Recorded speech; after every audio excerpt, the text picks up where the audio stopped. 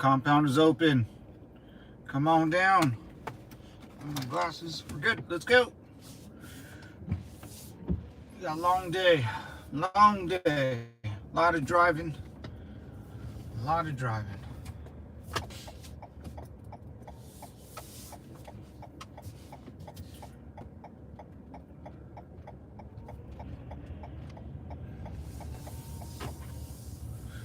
Good old September 11th, huh?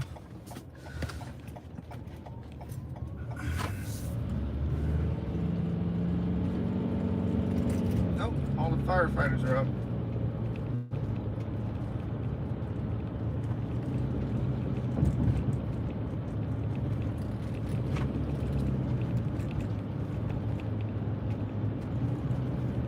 It's getting cold, man. It's 62 degrees and my windshield was all like icy. It's gonna help out with the fires on them.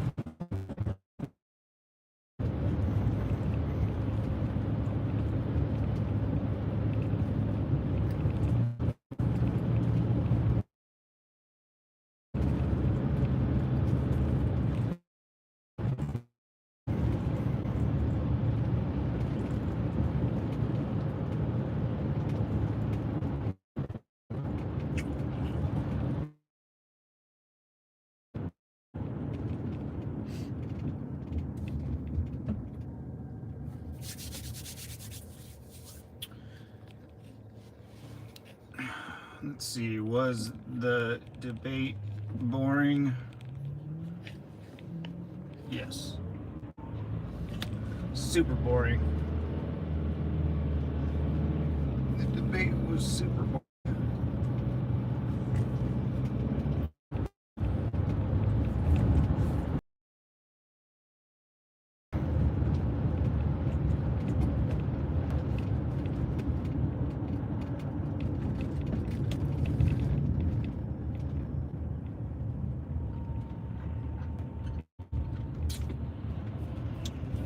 Oh, that was awful.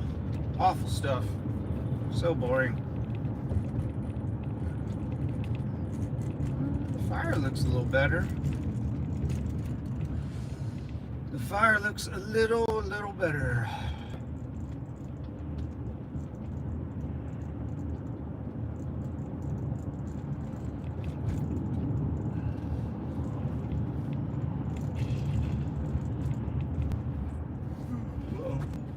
My shades. Where's my shades? Yeah, the debate was boring, man. That was awful.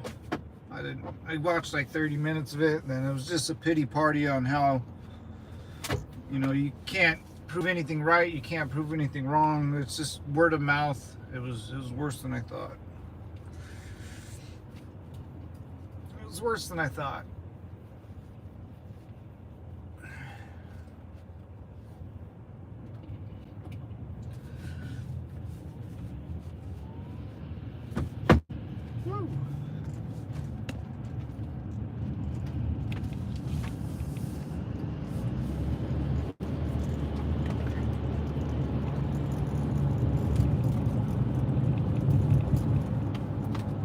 Good Lord. Okay. Yeah, it was boring, man. You know, you can go up there on stage and just say whatever you want. There's no way of fact checking. There's no way of proving you're right or she was wrong. It was bad. That was bad. That was awful. I watched like maybe 45 minutes of it in the beginning, and then I went to sleep.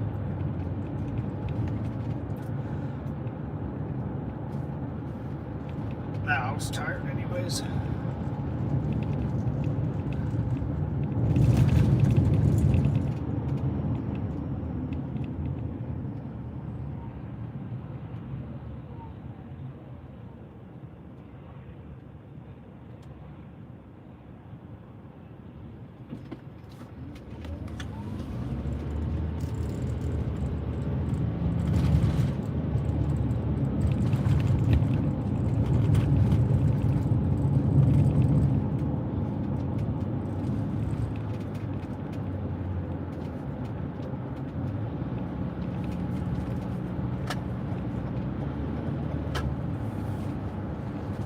Everybody at the bar getting tipsy.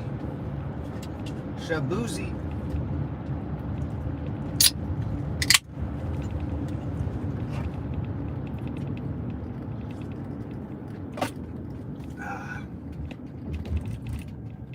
Shaboozy.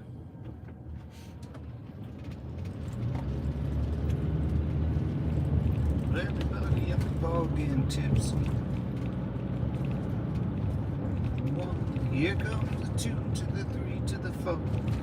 To the foe. Foe 99. Foe 99.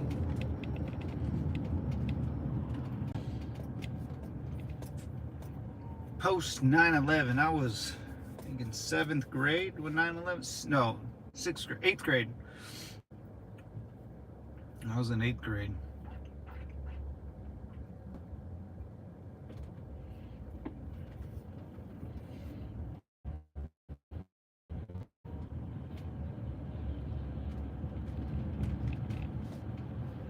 Whoa! Whoa! Whoa!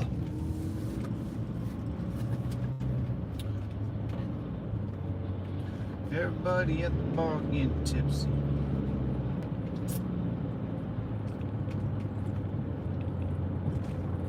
Whoa! Got a long, long drive. What? Oh yeah, where's my thing?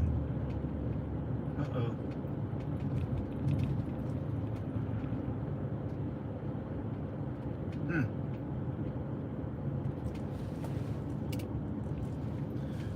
Put it last. Shoot. That's not good.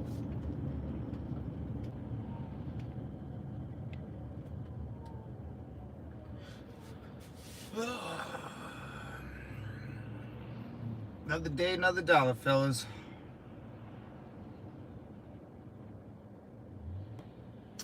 Yeah, that debate made me go dumber, you know? Nothing. I think we all missed the mark. I think we all missed the mark.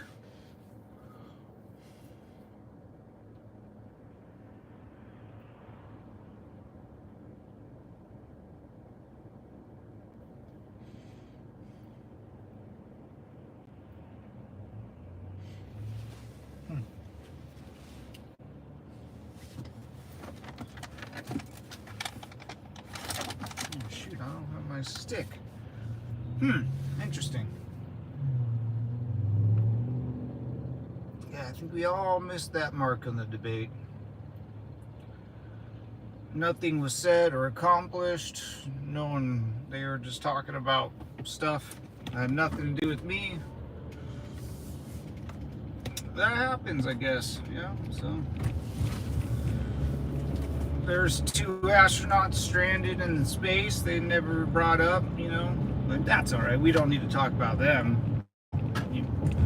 Just boring, man.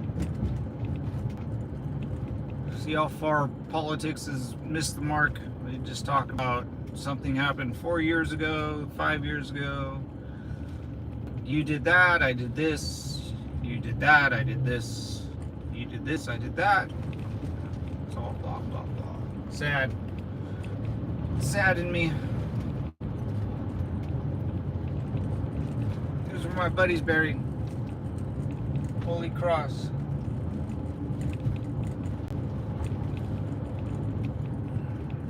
My buddy Ochoa.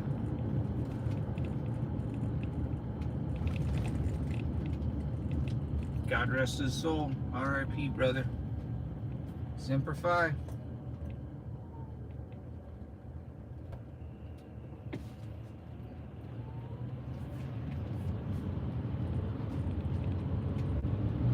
Holy Cross Cemetery. I drive by it all the time on my way to go see the ladies of the night.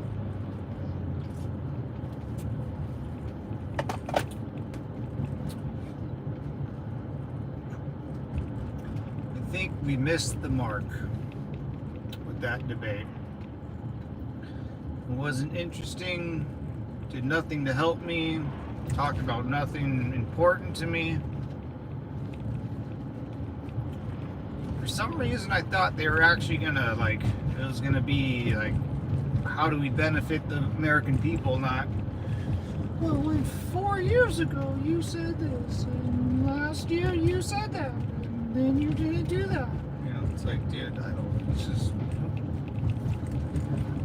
imagine talking about something with your boys 4 years ago and why they didn't do something. You'd be told to shut up. Or no one would remember what you're talking about. Like, what are you talking about? About.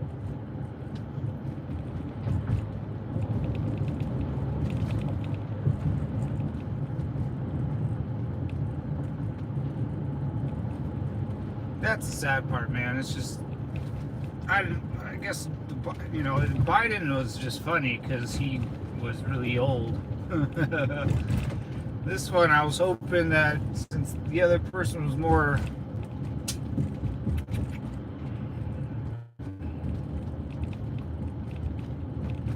can actually speak, you know, they would actually have a discussion on how to benefit the American people and not some weird that they talked about for about 2 hours or whatever. Oh, that was awful, dude. The guy speaking was a douchebag. The narrator or commentator, whatever the guy whose name is the title, that guy was a douchebag. Just sad. 2 people stuck in space, no one cares. Military spread out throughout the Middle East, no one cares.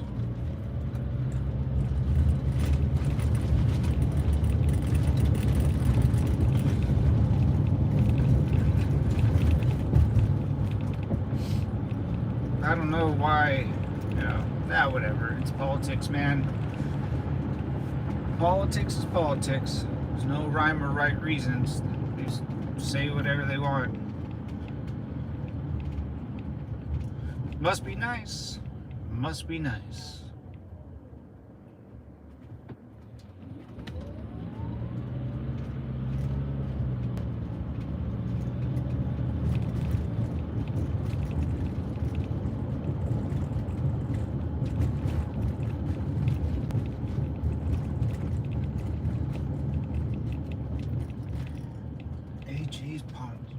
Diamonds, gold, musical instruments, sporting goods. What the hell are you gonna buy at a pawn shop?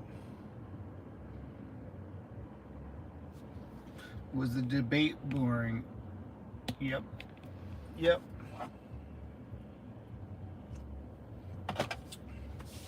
Yep.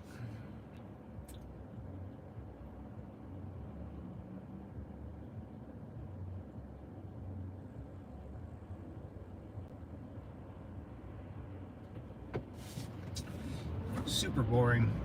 They didn't talk about anything. Nothing that affected my life.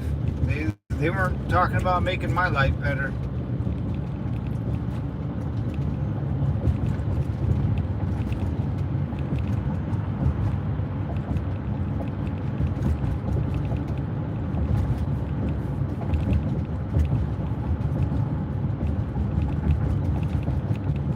Oh wow, the church burned down?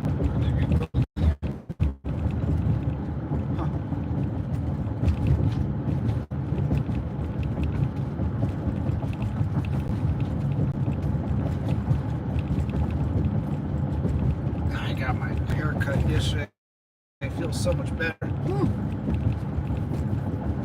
So much better.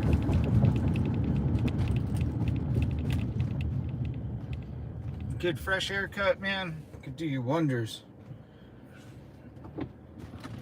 And around the ears, you know, they cut. Ah, man, feels like I'm a brand new, whole new person.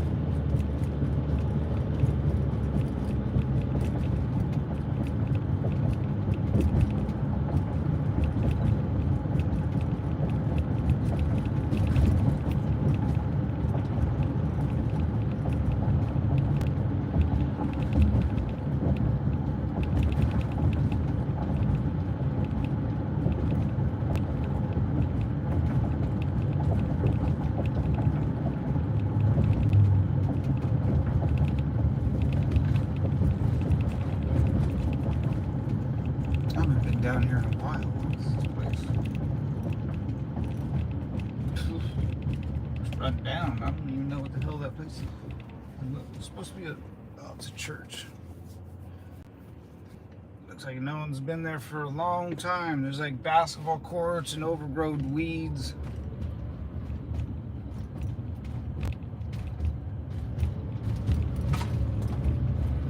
I like those plants that crawl up the walls, you know, the vines. It's like it makes it look real nice.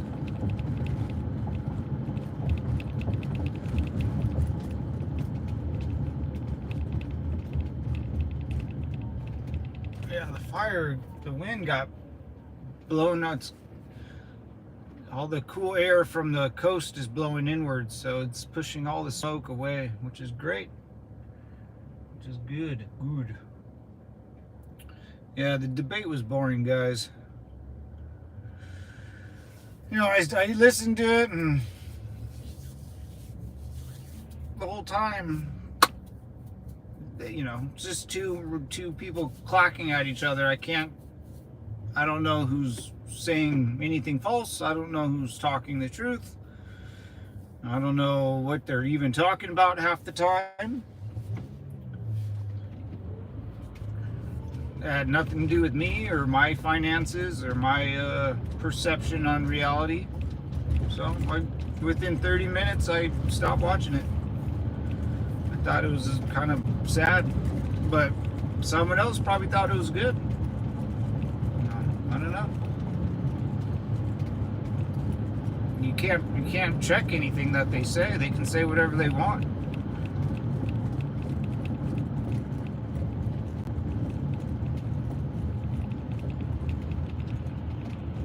So I'm out.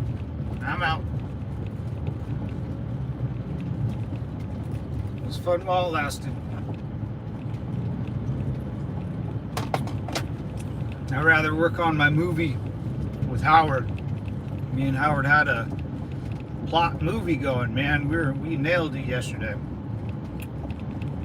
I set up the theme and the scenario, and Howard brought down the hammer with the actors and actresses. I think we had a good story, man. Better than that other Civil War movie. Who saw that? James or Jameson? Or Justin? Oh, what an awful movie. What type of American are you? What? What do you mean?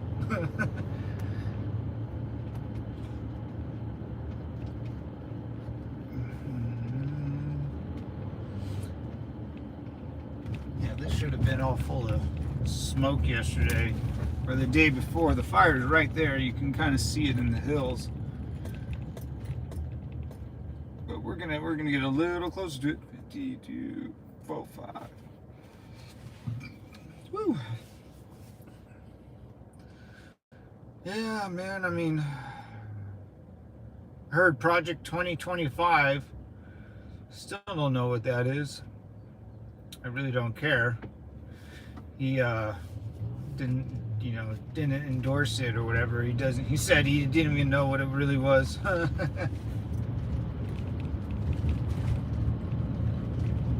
Charlottesville got brought up. No clue what that was. Don't care. I don't live in Charlottesville, North Carolina. It has nothing to do with me.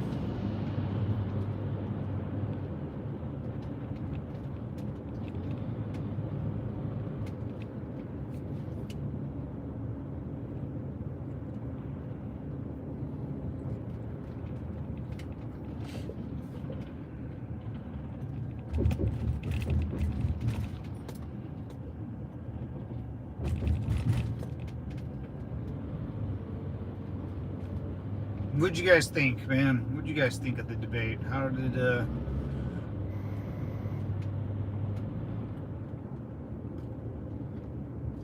anyone think of anything different than, I don't know, care. 9/11 post 9/11.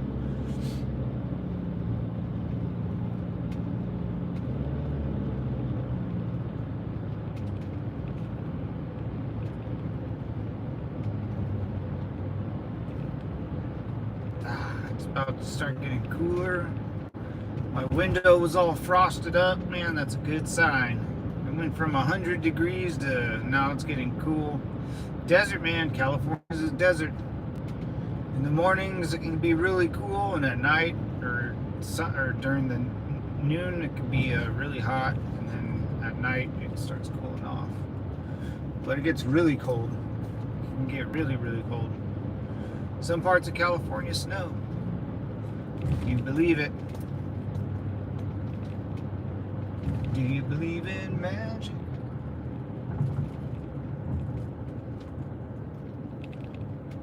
I wouldn't mind going to a magic show like in Vegas. That'd be pretty fun. That'd be really fun.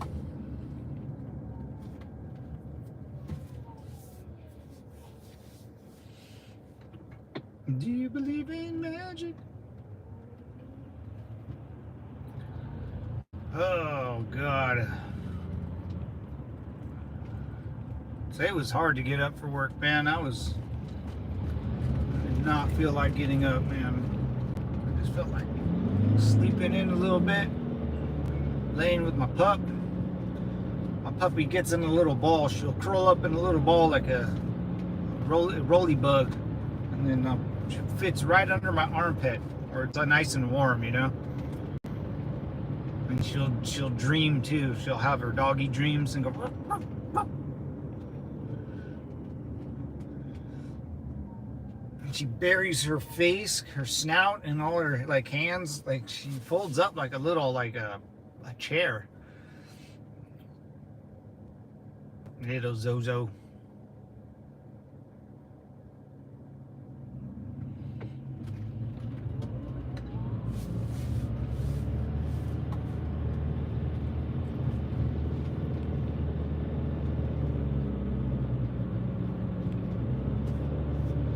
Yeah, we're going right on the edge of this mountain, this ridge mountain. I wonder, there's the fire's over here somewhere. One of them, there's three of them. There's three or two on basically on the same mountain ridge, mountain line, ridge of the mountain. They're just farther apart, and then there's one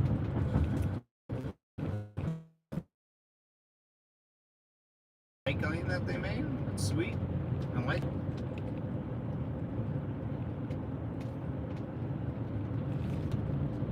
Oh, they redid all this. That's nice. I love when construction crews come in and fix up everything. It's real nice like, huh?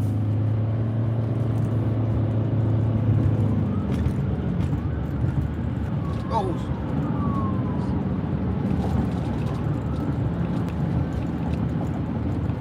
Car chase.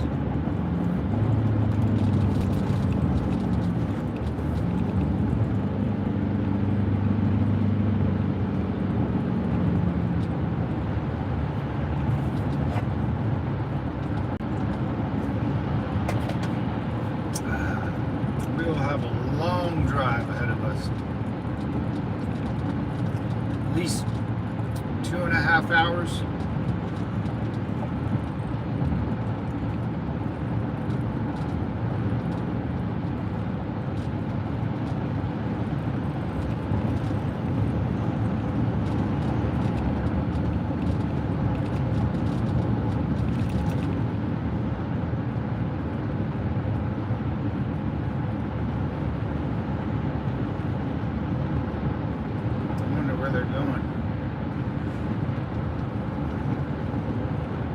What's up, y'all? Welcome to the compound, Simplified brothers and sisters. Come on down. The compound is open. Bars to the left, locker rooms to the right. Everybody moves except for the guide.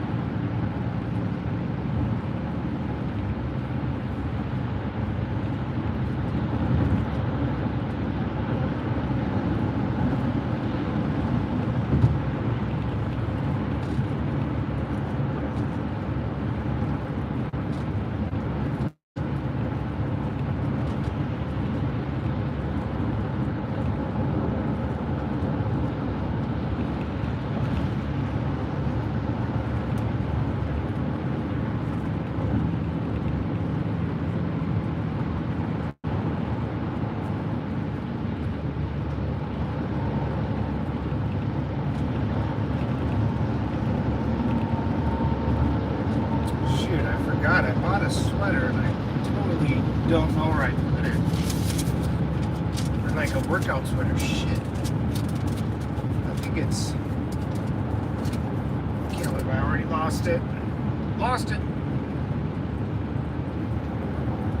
That's a nice view.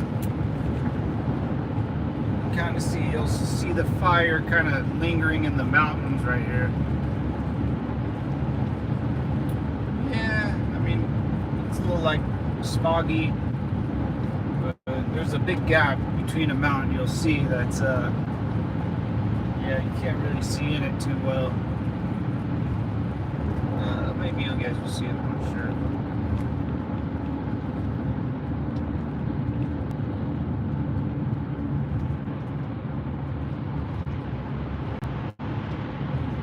It looks like the firefighters did a real good job of putting it out.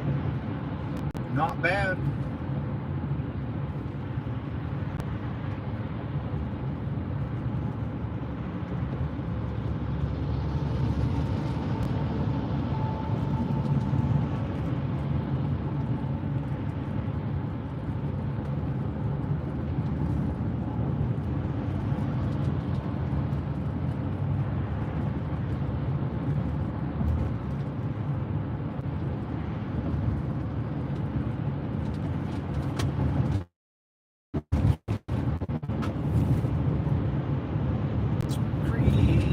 Crawlers.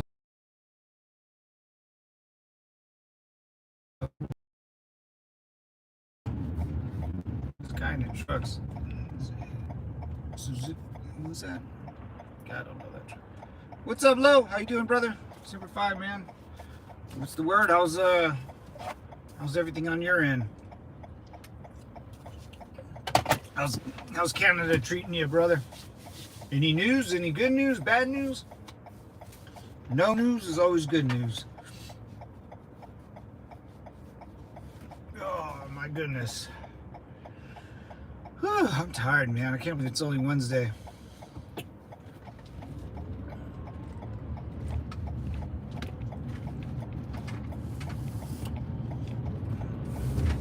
I am ready for the weekend. Quiet day. People must be exhausted from the debate. That thing was boring, man. Well, I watched like 30 minutes of it, maybe an hour, 45. They weren't saying anything I was interested in. I didn't know what they were saying was real or fake. They just kept blabbering, blah, blah, blah. Had nothing to do with me.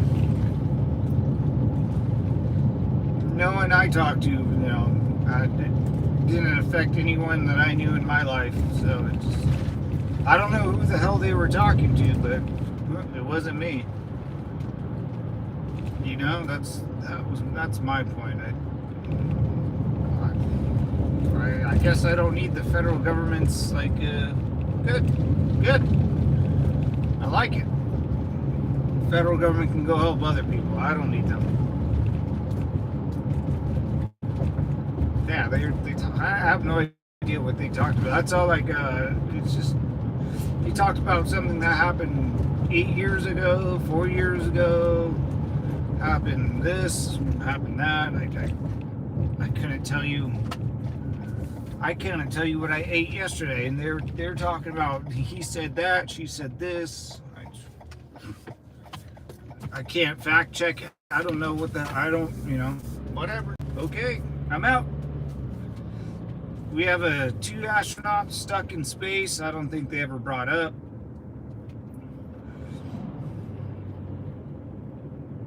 There's American lives at risk in space, and I thought they would bring that up. Like, hey, we got to look at NASA or Boeing, because that's an awful company. But they just kept talking about. I have no idea what they were talking about half the time. If that's the future of America is doomed, yeah, man, that's what I mean, right? The dumbest debate, yeah. I was just like, I was trying to watch it, but I was like, dude, what am I watching? I have no interest there. They're not talking about anything that affects my life. And I don't know. I stopped watching it after like an hour. And I took my dog for a walk and actually like got on with my life. But yeah, I was just like, dude, okay, okay. I got. Damn, that's a nice house. That's a little castle. These houses are sweet up here.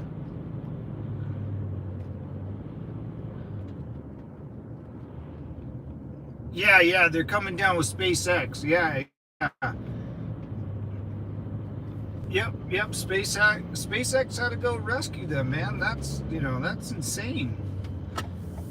The company that took them there, bring them back. They were only supposed to be there for like a week or 3 days, and now they got to be there for 6 months. That's like, dude, they're stuck up there. They're literally stuck up there. So they got to go get rescued.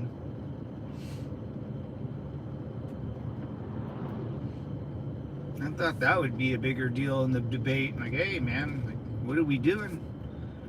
Just something that would interest me. It doesn't mean like it's an important topic or anything, but the price of food or gas? No, I don't know if they ever really talked about that. Like I said, I stopped paying attention, so I could be. That's a freaking nice house, dude. Jesus Christ. Where the hell am I? These houses we're gonna burn down. Oh my God. I don't know how much these houses are, but they have to be a ton. Dude.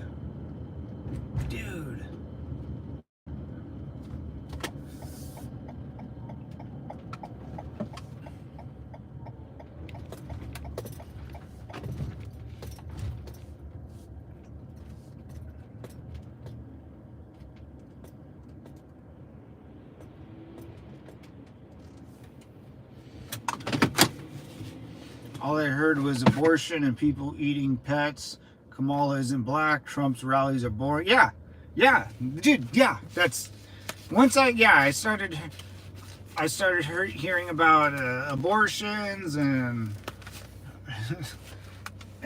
Trump's. They were talking about Trump's rallies, and I was like, what are we talking about, guys? What's going on? God dang, dude, that sucks. It was so sad. I sat there and I was first like 10 minutes. I was okay. They're getting all the stuff out, and then it kept going, and then I was like, okay, well, this doesn't mean anything to me. Like the debate didn't mean anything to me. I mean, insulting each other, yeah. I'm not here to hear two grown adults bicker at each other. That's what it sounds like. You're hearing your parents fight. It's like who cares? Yeah, at least Kamala was sober. Yeah, she didn't mess it up. I thought she would. I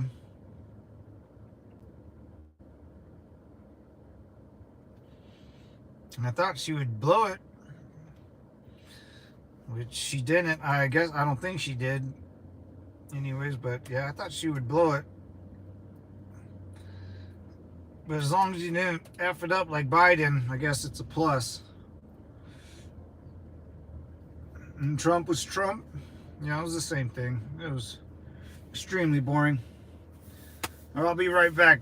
Devils, give me a minute. Lo, give me a minute, bro. I'll be back. Oh,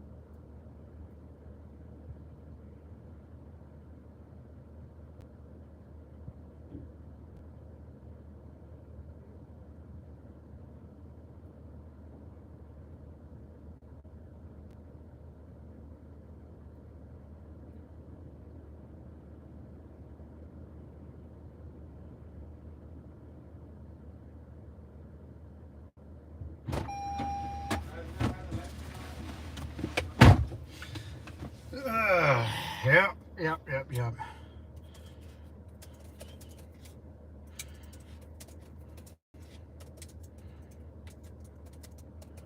Whew.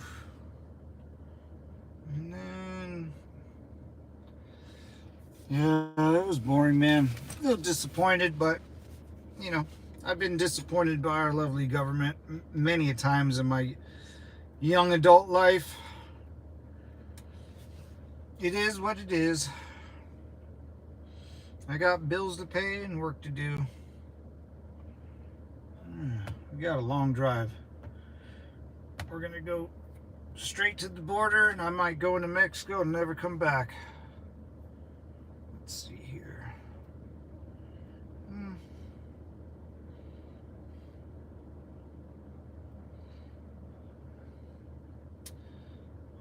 Okay.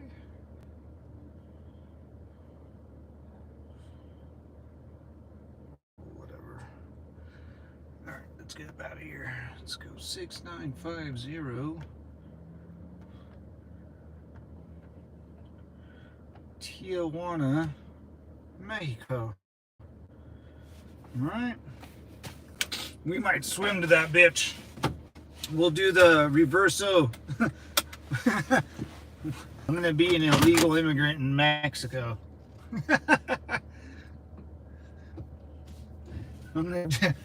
Instead of jumping to the United States, I'm gonna be jumping the border into Mexico.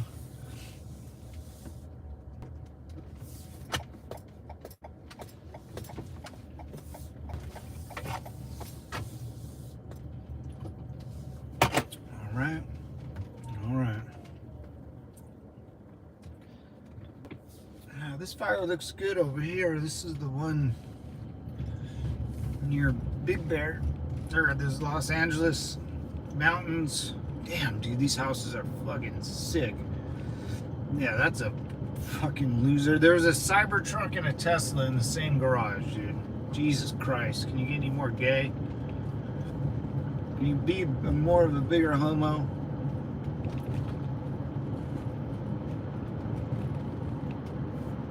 God. Hello, if I ever buy a Cybertruck or a Tesla, fucking shoot me. Jesus. Look at that freaking house, dude. Jesus. These houses have been here for a long time, though.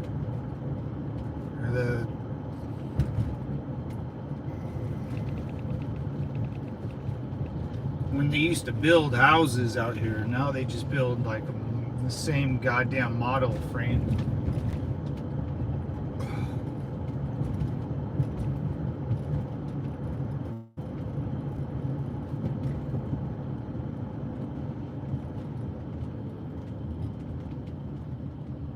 That's a nice area of town. Big old middle part. I don't know why they have people walk like in the middle of this.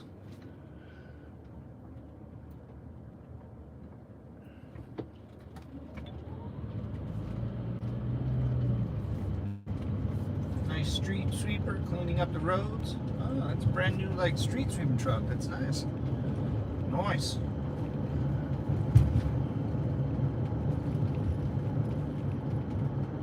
I like how each person has like a bridge to their driveway. It's a little bridge into their driveway. It's pretty sweet. Oh, that's a huge house.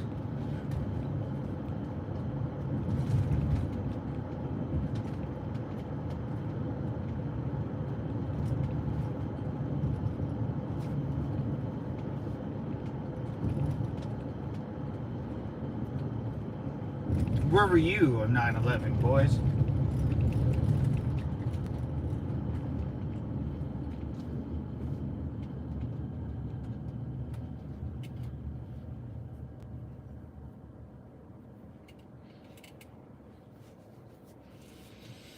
Yeah, the debate was boring, man. This is a bunch of bullshit. They just like to hear themselves. That's the sad part, man. If that was like a business meeting and you and your boss needed to work a couple things out, you think you'd bring up what you said in the past or anything? Nope. Nope. Nothing was accomplished. No goals were set. It's like, that was awful. That was awful.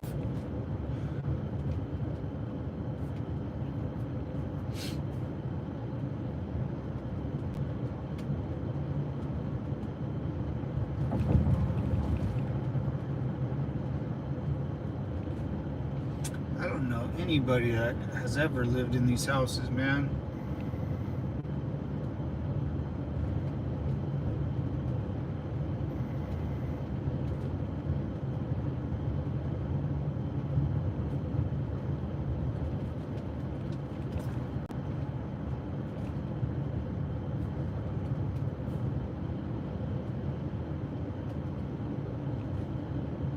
Vote for Prop 33. I don't know what the hell that is.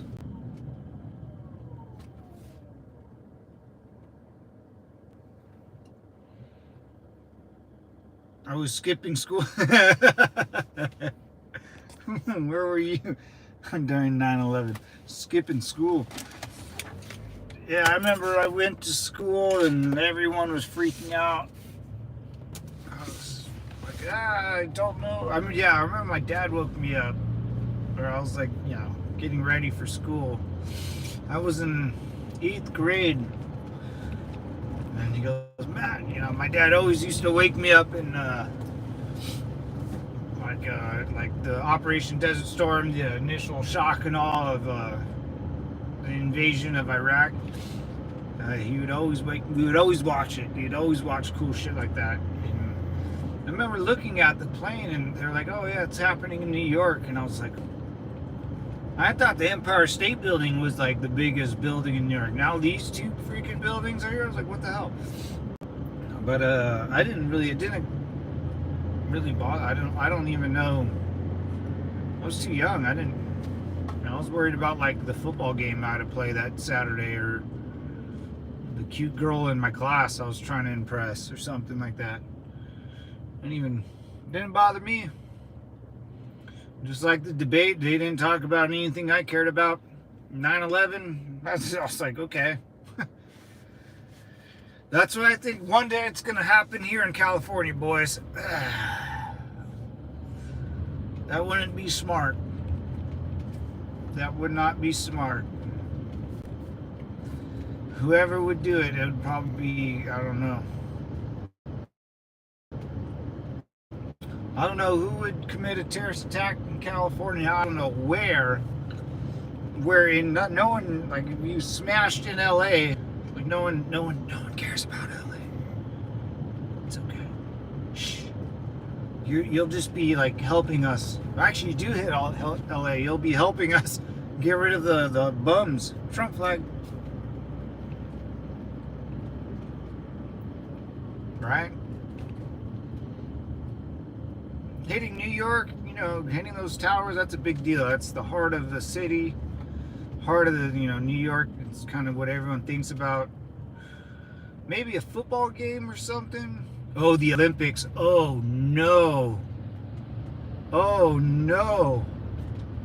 The Olympics is here in 2028 in Los Angeles. Oh, God.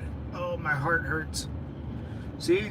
That's when they're going to do it. They're going to smash, they're going to take a train off-roading and hit in the stadium. But it would have to be a very well-coordinated attack. And there's not one spot to hit it. There's, the Olympics will be playing at the Rose Bowl, the Coliseum, the Rams Stadium, probably Dodger Stadium, Angel Stadium. So they'll be all over the... I don't know. Maybe it would have to be the Rose Bowl or the Olympics. So they got down there. Shit. Fired. No one cares. No one cares out here. California, I'm cheating. Everyone's so damn busy out here.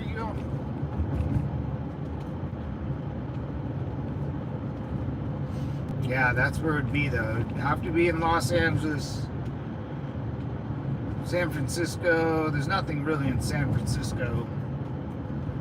And San Francisco's full of homeless too. But that's not the heart of California. What would you do? How would you hit it? You can't do planes again, right? That's boring. Try something new. There's no trains. Maybe they steal a cruise ship and just drive it up on the port of Long Beach, huh? I don't know. Maybe... What would you hit? A big old bomb. It would have to be a bomb. But you can't. It's too difficult. I don't know. I'm thinking about how to do a terrorist attack in my own country. It'd be California. Hawaii's had one.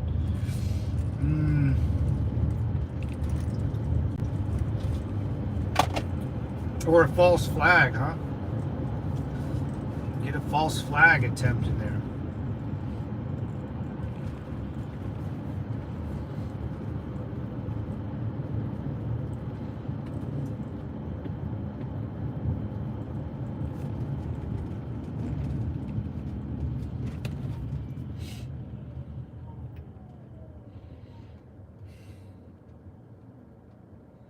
I probably shouldn't give anyone ideas, right? Since, you know, so many people watch this channel. You can't. It'd be too difficult. I don't know how to do it. You'd have to go to Long Beach port, but then there's San Diego port, and all the ships would just go down there.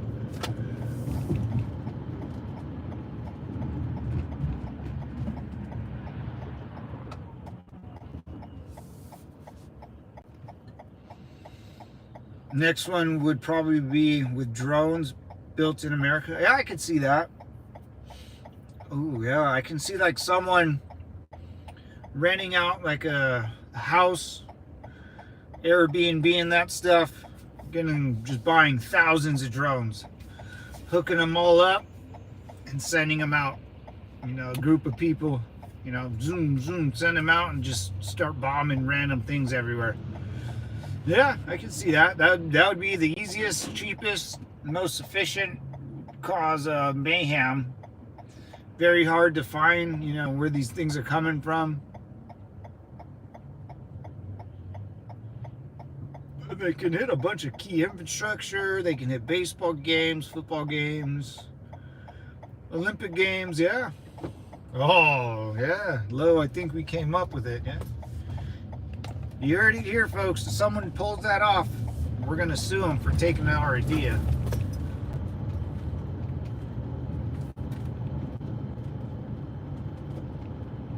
Yeah, that would be a good one.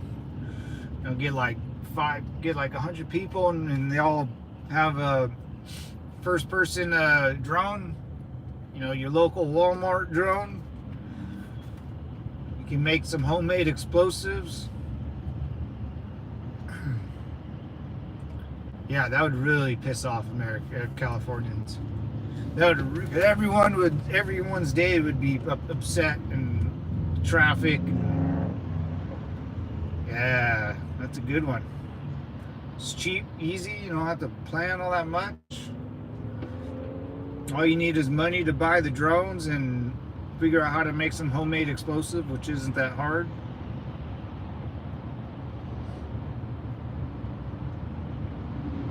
You can shut down airports, you can shut down highways, you can shut down any sporting event.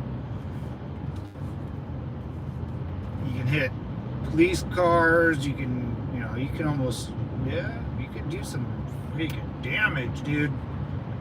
Oh God, that sucks. That's good. That's bad. That's really bad. That's really bad.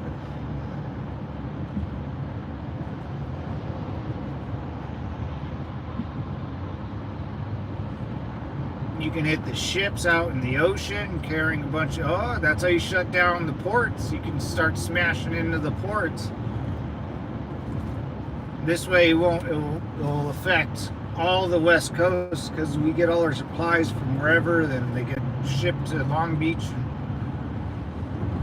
you can close down the highway, the Cajon, or I mean, if you got good operators, you can shut down the highway pass going from Las Vegas into California, and that's a big route. You can shut down the border. Woo! Look at that. Look at me.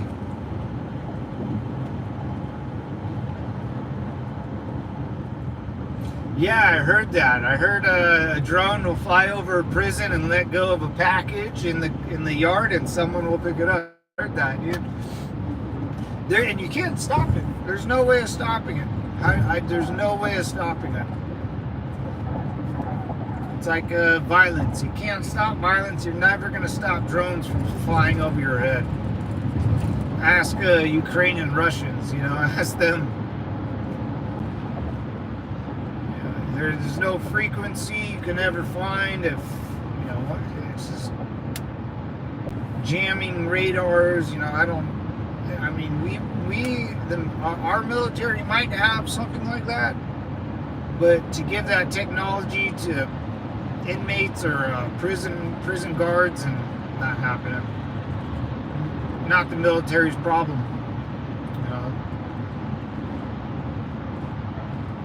We could probably give that technology to Ukraine, but we probably have something that's good and Russia doesn't. We don't want them to get it either. Ukraine war is not our military's problem. I know we have, we called it the chameleon.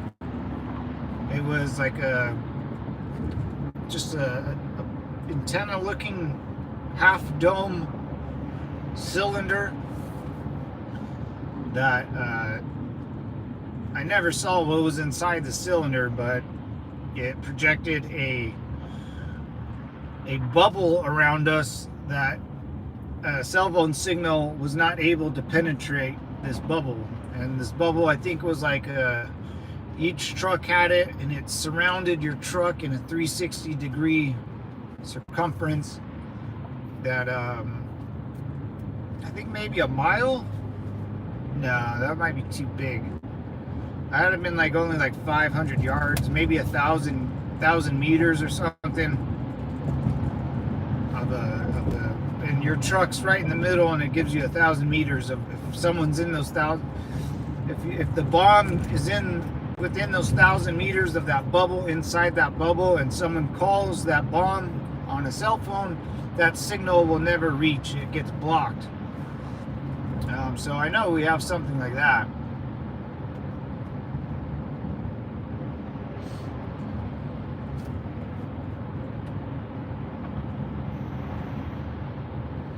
So we have a cell phone jammer, which isn't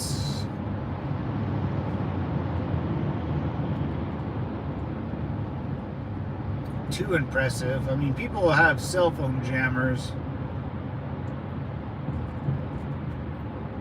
I mean, we didn't jam cell phones. We let the call go through, but it just wouldn't ever reach its destination because it could never find what it was calling, so that's didn't block anything. It just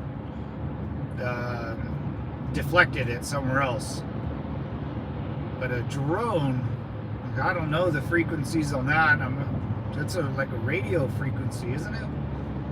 If it's a radio frequency, that's very hard to track. It's very difficult. You can shut down a whole country just by hacking into the power grid. Yeah, man, smashing into their power grid or hacking into it. That would be it. Though you would have to, that would go, if you're, in California, you would have to smash into their power grid. And it has to be offline for a long time. Can't be because we're used to, I grew up, we had rolling blackouts. It would be so hot out here that, power generators would blow up, just overheating. So we've, most Californians and a lot of people are from Mexico out here, have some sort of shitty past. So we can go down the toilet, There's but that's why it has to last a while, where people start getting, their ice machines start, they can't buy ice anymore for their food. That's what I mean. It would have to get bad. I think someone can do it. Come on, guys, chop chop. Let's get it over with so we can invade your fucking country too. But people would have to die. See, that's the thing. You can disrupt the people of the country, but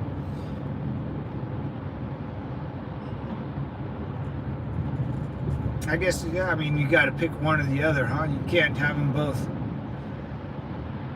If you're going after the infrastructure, that means, that crazy, man.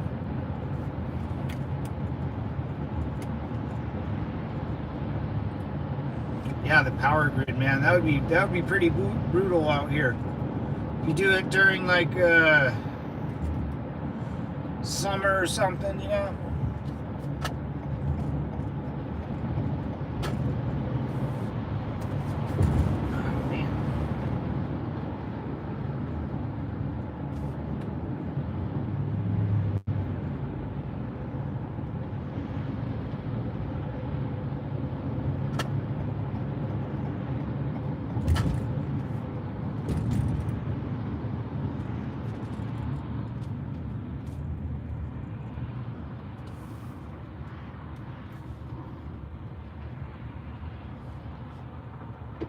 Yeah, I think that would be the best way to do it out here in California, because there's no way you can, it's too spread out. California's big, man. It's super long. I mean, you can get from the ocean to the, state line is no problem, but it's very strange. California, the more states I visit, I see California as a stranger and stranger state. I don't think, I've been to New York. You can get that New York vibe. You're from New York. Everyone's really close together. You kind of get that hometown New York accent. Everyone's there, having fun and making money and working. And there's thousands of things to do. And you can just walk everywhere. California, you can't do any of that shit. It's suburban neighborhoods, houses everywhere, huge mega freeways.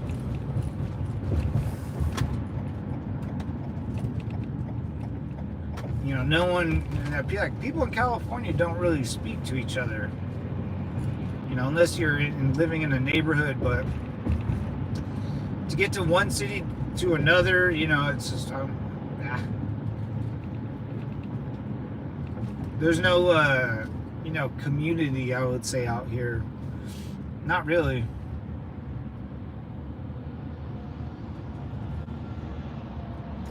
We got a 2-hour drive, devils. We got a long, long drive. Uh-oh.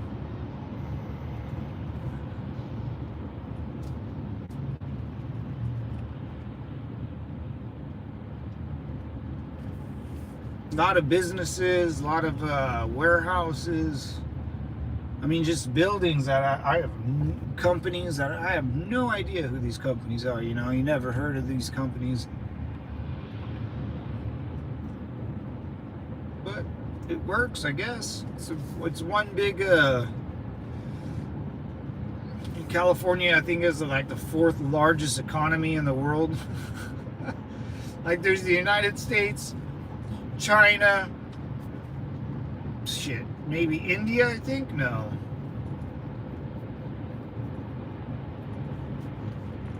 Well, anyways, then it goes like Canada, or not Canada, but California, and then I think like Texas or Florida is on there too. I think Texas, but I know California is like the 5th, 6th largest GDP or economy, and next to a couple other countries.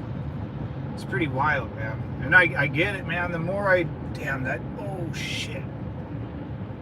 That Amazon truck got a little ballsy. Woo.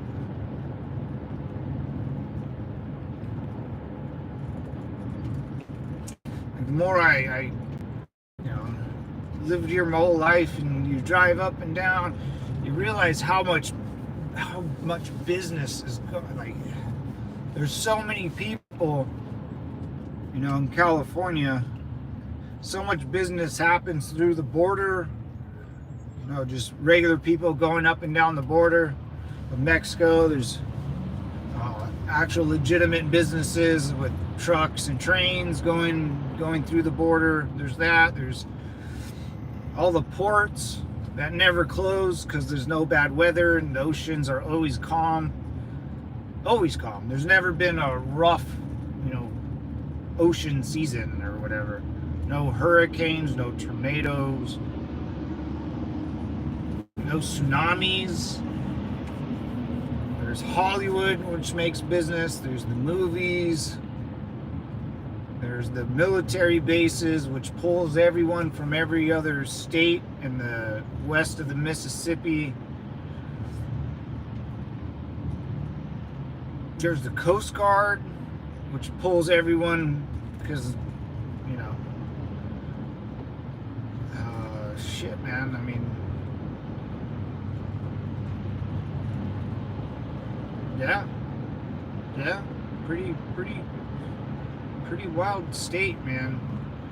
There's the beaches. People come from all over the world to go to, beaches. There's all the celebrities that live out here.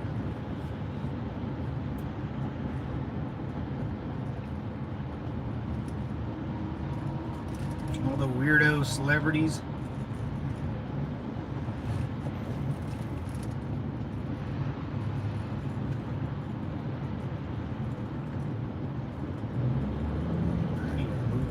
Over. There we go.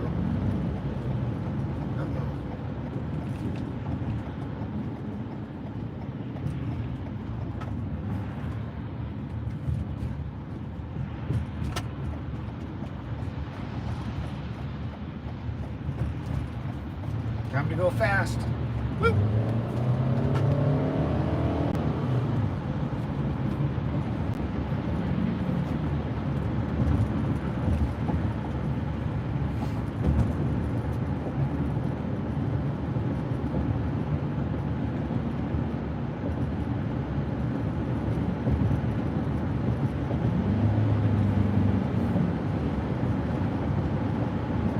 All right, let's roll, man.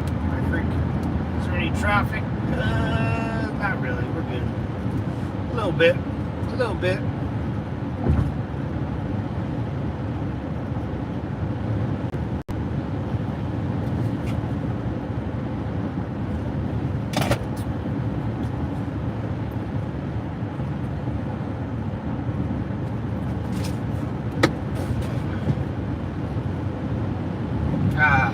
The open road, gentlemen. That's what it's all about. Country road, take me home. Now country road. Oh, I should have that. And there's still room, a lot of room to grow out here, man. Half of California is not even used. Like the southern part, like by the border, there's a big dead lake that someone ruined a long time ago, where they used to be on and popping at this lake, man, but it's dead. Someone fucking ruined it because people are weird.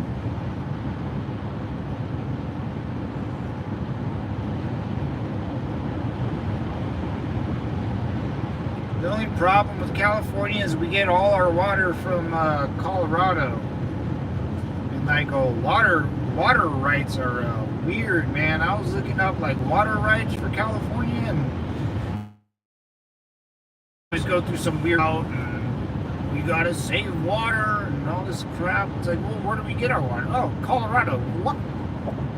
What? We can't find our own damn water? I don't know.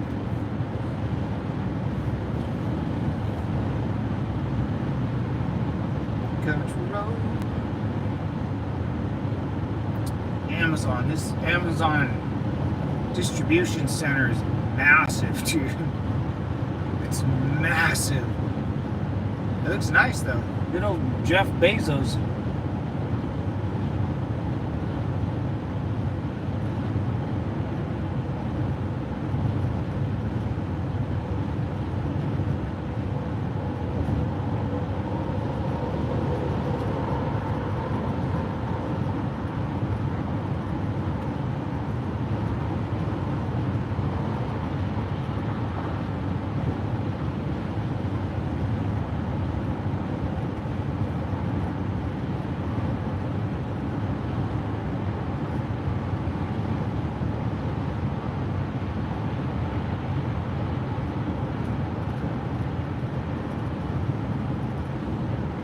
Good old Jeff Bezos, dude. That guy freaking, what a genius, dude. Wasn't Amazon for books? Amazon used to just deliver like books. And then all of a sudden, man, the guy has a spaceship and mega yachts. Just balling out of control.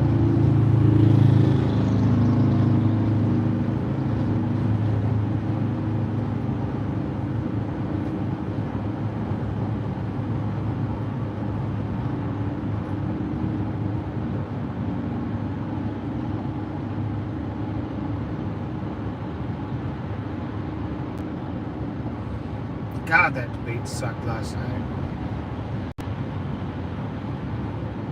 What an awful debate. I didn't know debating meant, just poking fun out of each other about their past. If I wanted to make fun of someone's past, dude, that just sounds...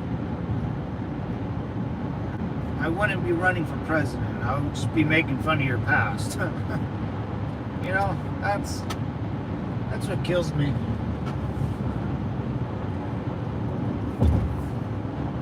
Well, he said that. She said that. Okay. He said... Come on now. Can't we all just get along, be adults? If you're wrong, you gotta say you're wrong. If you're right, but that's not how politics work. I live in a fantasy world. I know. Country road.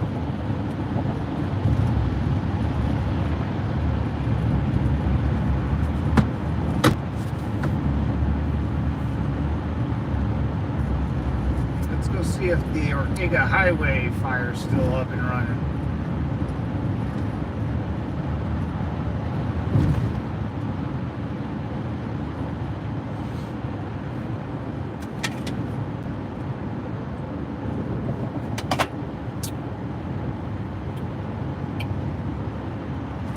Thing with California, and I mean, we got some of the best fire departments.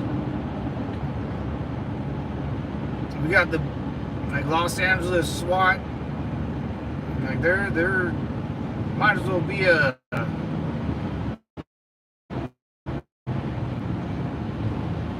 mean, they had a yeah, they're the best. The Los Angeles SWAT teams. Because they have to be the best, because it's Los Angeles. I think they go around the world training other agencies how to kick down doors and stuff. You know, I grew up with two guys, Clipper and Jerry. These guys, I was friends with the son, but they used to train with us, and they were part of the Los Angeles SWAT team. And they would take me and this guy Jerry, I was friends with his son, so he would take us into the Los Angeles police station and take us shooting and do all this crazy stuff. He was a badass dude, and then his buddy Clipper, he was big old black dude, bro, and I remember we were working out, training with these guys for football season, and Jerry goes, "You want to know who kicks down the doors or has that big sledgehammer to boom, blast in the doors?" And I was like, "Who?" And he goes, "Clipper." And I was like, "Oh, shit." Like, that makes sense. The dude was jacked, man. Just a strong, strong man. But these guys were, you know, some tough SOBs, dude. But they were the best. They had all the technology they wanted, and they can go. I know they go around to other big major cities and train their police departments how to do it.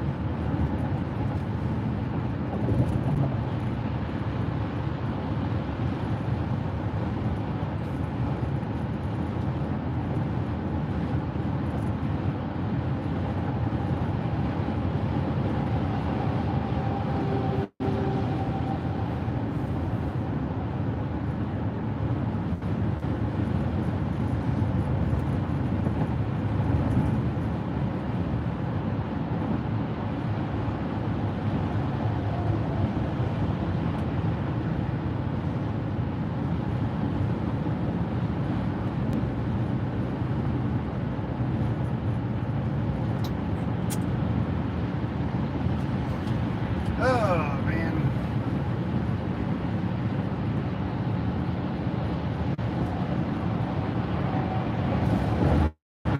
Country road, take me home to the place I belong, West Virginia, Mountain Mama, take me.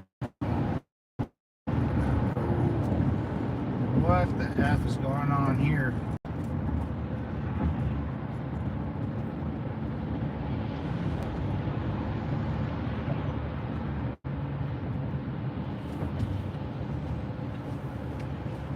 Man, I can't believe today's already Wednesday.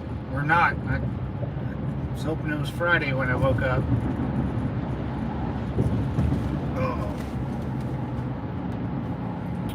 I haven't heard, yeah, I saw my dad yesterday. I haven't heard anything about my house yet, so. All quiet on the Western Front, man. My uncle's selling it, so. Should be good though. It's all done. It should be all done. Everything's done. We need the inspector to go in there, or the what's his name? The appraiser. She has to get an appraiser to make sure I'm not ripping her off. And then after that, she wanted to close in 30 days, man. So it's all done. It should be all done. Hopefully, when I get home Friday, I get good news or. And I'm out. I'm out of my apartment. I'll be living in a hotel this week, and then moving into.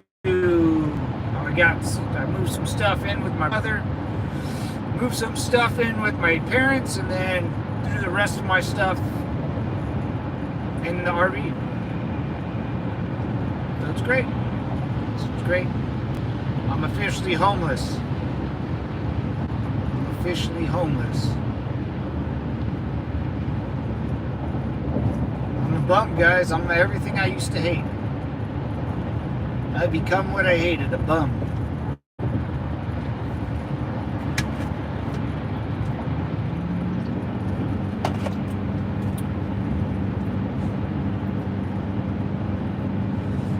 Oh yeah, the fire's still raging out here. Still white smoke, which is good, and it's really close to the ocean, so it's going to be really cool. I bet they did a lot of work last night. Last night I took my dog for a walk. It was pretty chill. Had a good breeze.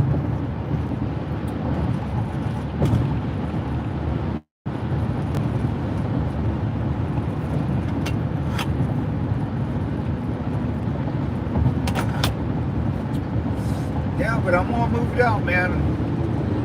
I will not be going to my condo anymore. That's done. Done. It's official. It's over. Unless this lady doesn't buy it for me, then I'll be moving right back in. Jesus Christ. Yeah, dude, we're driving into doomsday right now. Jesus, dude. Looks like a bomb went off. Holy moly. Yeah, well, this will be interesting. This will be very interesting.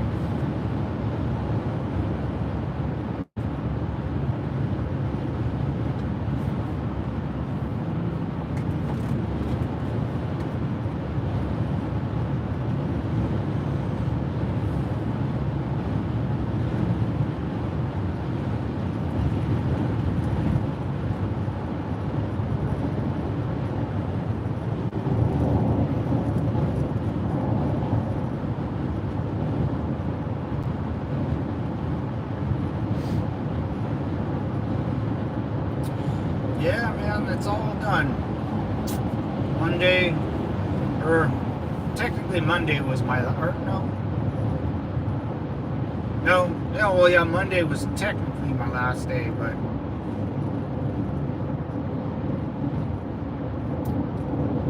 I talked to my uncle about it, and he said, "You're done." Yeah, man, you don't have to go back. If I fixed all the knickknacks and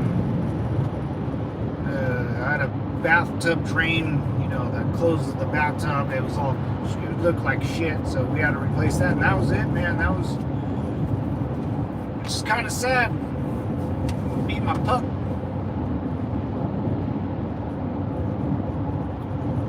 I am a bum, guys. I am homeless. Maybe the government will buy me a house, huh? Psych.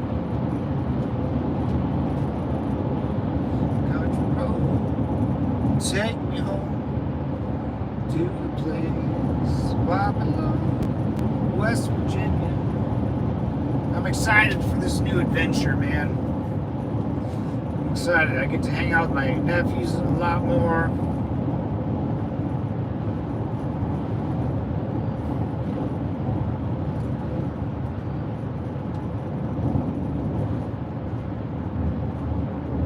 I get to hang out with my dad.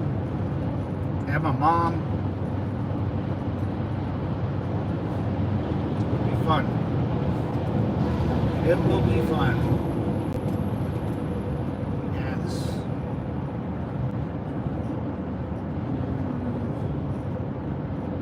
Yeah, it kind of looks like shit out here.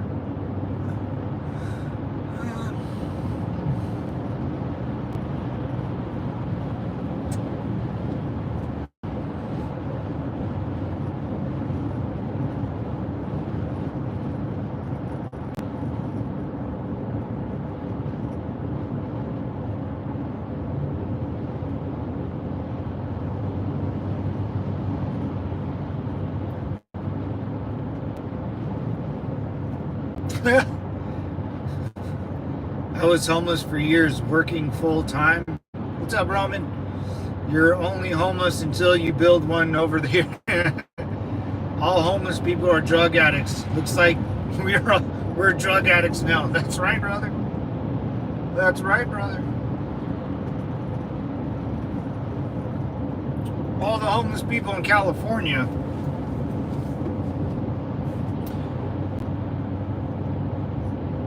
are drug addicts.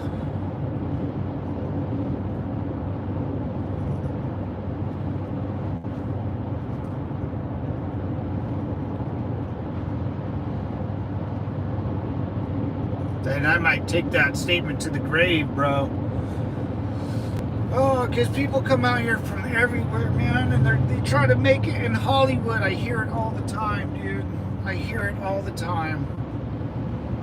People will come out here and think that, California dreaming is a real thing, dude. And then they end up in Venice Beach or Hollywood stars pretending that they're Iron Man or Thor and trying to steal money from people. Ugh, it's gross. Yeah, but I'm a bum now, man. I'm just as homeless as the other. And I gotta sneeze now. Uh-oh. I have to talk my son into driving in my new used car since I destroyed my Suburban. What happened to your Suburban? If you're going to be homeless in California. It's nicer. Yeah, I'd rather be homeless and not freeze. Yeah, that a lot of people come out here because of the weather. Dude, I mean, honestly, if you were kind of a bum and you live by Venice, dude, it's honestly a great life. Like, besides, like, you getting dirty and, like, sleeping outside is not always the best healthy thing for you, I think. But, I mean, dude, you wake up in paradise, man. It gets hot, but, not too hot. You can suck it up, not too cold. You find somewhere to crash, a good spot. You wake up on the beach every morning. There's always things to do. There's a lot of beach bums. We call them beach bums. They live kind of on the beach. They'll go inland because at night everyone gets kicked off the beach out here. You can't stay there until I think like 10 or 11. I mean, you can go out there, but you can take a night swim and stuff. Like you'll never be caught. But they do want everyone off the beach by a certain time. Just for the Coast Guards or the lifeguards' sake. They take the job serious, and I'm cool with that. The Coast Guard will drive up and down at night and say, "Hey guys, can you get off the beach? We don't want to come out looking for you at midnight if you are called in missing or something." It's like, "Oh yeah, no problem, dude." You just kind of walk off the beach. But there's beach bums. A lot of beach bums. Okay, so let me correct myself. So there's bums, like where I live, and those are drug addicts. The bums are drug addicts. That's what I mean.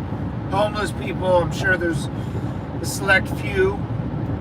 I'd never come across one. That's the issue. I've never met someone, or I hear they lost their job and they're home. I never met that. Ever. Out here, a lot of drugs, man. It's a lot of drugs. A lot of drugs. Like in Utah, I was in Utah, man, and there's a big facility. Like they store food and all this stuff for people that are in trouble or in need of it. And in Utah, they do a fantastic job of housing. From my understanding, when I talked to the locals out there, and I was like, "What? In California, we can't do that, man. We can't do that. There's just too many people. The whole budget for California would go into housing and food storage and all that." We can't. It's too big, man. It's too big. There's too many factors that would go wrong. So yeah, they're homeless, which I personally never met, except for I take that back. There's been a couple people that came on here and told me, I just have a negative outlook because I've seen it my whole life. There's just so many fucking drug addicts, dude. Like one guy, he had been, I don't know, 55 years old. He was a homeless or bum guy outside a gas station just yesterday while I was at work, and they walk up to you all the time and, "Hey man, do you have money?" That's how they ask you. "Hey, can I get $1?" It's like, no, get the hell away from me, dude. You smell. Wash my window, then I'll get. I don't want to.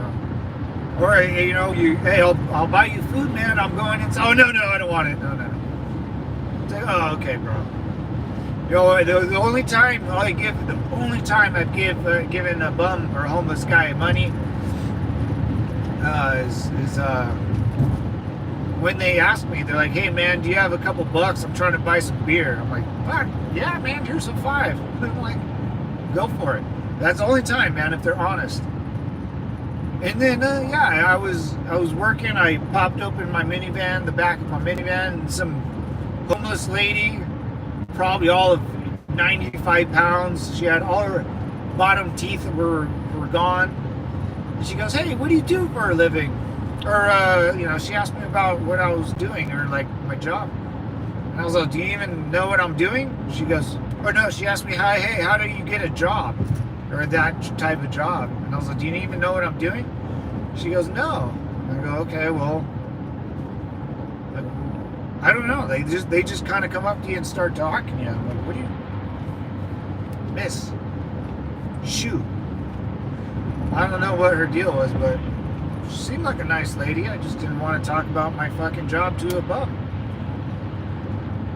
It's just, there's too many. There's people in California would take advantage of the system. Just like EBT out here. I mean, I seen homeless people or bums with EBT cards with $10,000 on it, man. Like I seen it, man. I've arrested drug addicts, dude. I mean, when I say drug addicts, dude, I mean they're out of their fucking mind, dude. They're out of their mind. They're so out of their mind. We had a 5150 of them, I mean, we had to put on them a 72-hour hold. And they would have iPhones and cash in their pocket. They would have a car. They're not stupid. You should go to Vegas, dude. Vegas, there's they all hide under the bridges, like in the sewers. It's a weird. Vegas is weird. It's too hot out there, so they have to go underground. So they go into the sewer system, or the they're like the Ninja Turtles out there. It's weird. You would never know why. Never know they're homeless though. How many times have you gone to a restaurant where you sure have eaten the fast food? What? Wait.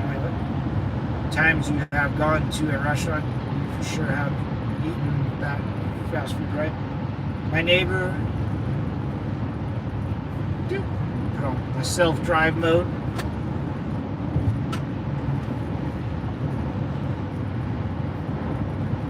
We're living in a car that costs $700 to $800.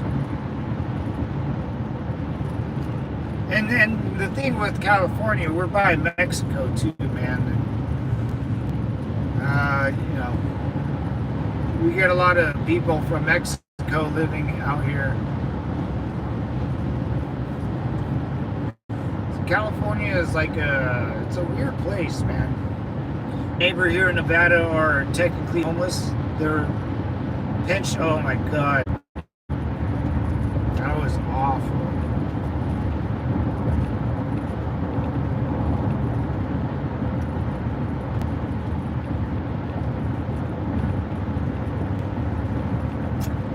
That was an awful lag. Jeez, man.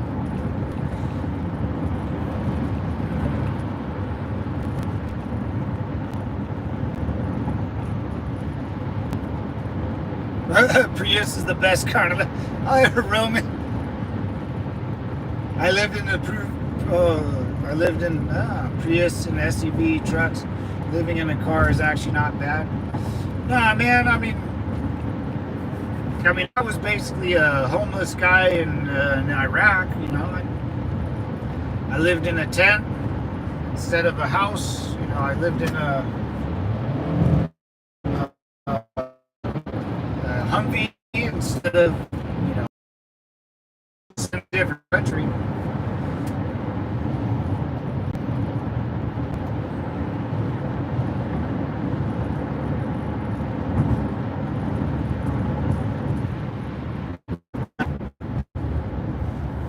Dude, I don't know what's going on. My phone's freaking out.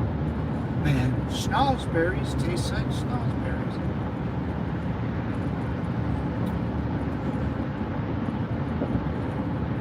Country road, take me home. Yeah, beach bums are the worst. Ooh, I just ran over something.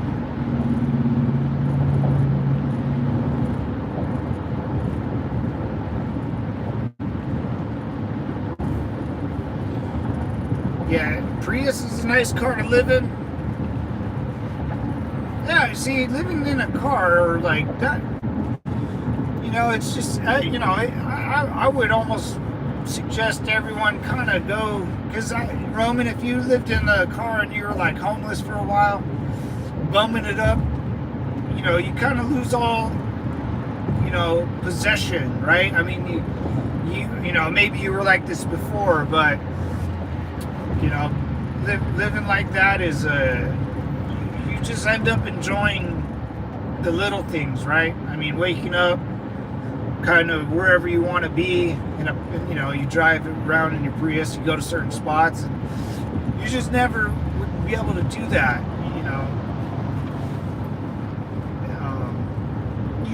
I bet you, honestly, Roman, I bet you kind of miss it a little bit, huh? Because that's how I feel like when I was in Iraq. You kind of miss not having stuff. You just kind of enjoy, the stars at night, and you probably slept like a baby. You probably caught up on years of sleep. Because you can't, your mind's settling into where you don't have to, I don't want to say like be responsible, but you don't have things to distract you. That's what I mean. Like, you don't have distractions. You're just kind of, hey, I can get up and, what's important in my life right now? Oh, well, I'm hungry. Let's eat. And you find something to eat. You eat. Okay. And you kind of, you watch people. I understand. I can see why people stay that way too. I mean, I could be home. I can be a beach bum with no problem. I would freaking love it. I would just have enough money to go to the local bar right there. I would get a couple beers. I wouldn't drink out. I would sleep on the beach. I would wake up on the beach in the morning. And I have done this. I would get up, I would take the shower, because there's showers right on the beach to get the sand off. You just grab some bar of soap. You can shower right there, in your trunks. There's a restroom right on the beach. You go to the free public restrooms. You change your clothes, do what you need to do. I would go, kind of watch the morning waves come in, the swell. I would watch the surfers. By 11 o'clock, I would go get lunch, drink a couple beers, go back to the beach, take a nap, wake up, maybe take a shower, free shower, just to rinse off, and then go back to the bar, get something to eat, have a couple beers, go back to bed. I could do that routine every day. I already know. Dude, the beach is awesome to be kind of homeless. They lay out. It's amazing. I'm jealous. It's a nice, easy life. You don't have to pay for anything. Just maybe a meal. Because I'm not a big eater. I can eat maybe 1 or 2 meals. I would have about 6 beers a day, and I would call it a day. That would be it. So I was wrong. Did you lose your job? No, I'm not sure yet, man. I am not sure. My company did sell out, so I will know within the next 3 months. In the next 60 days. Sometime in October, November, December. The new company will take over my company, so once that happens,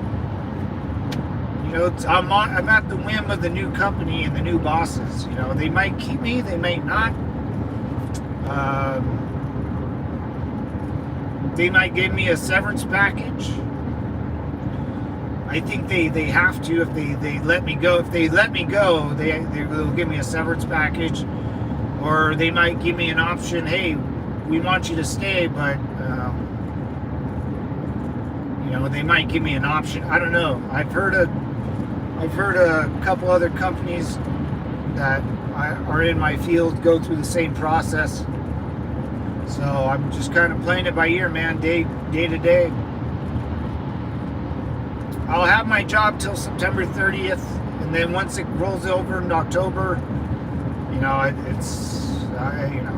then it's really in October through whenever, it's day by day, man, because I didn't even know we were selling our company until I woke up one Tuesday morning.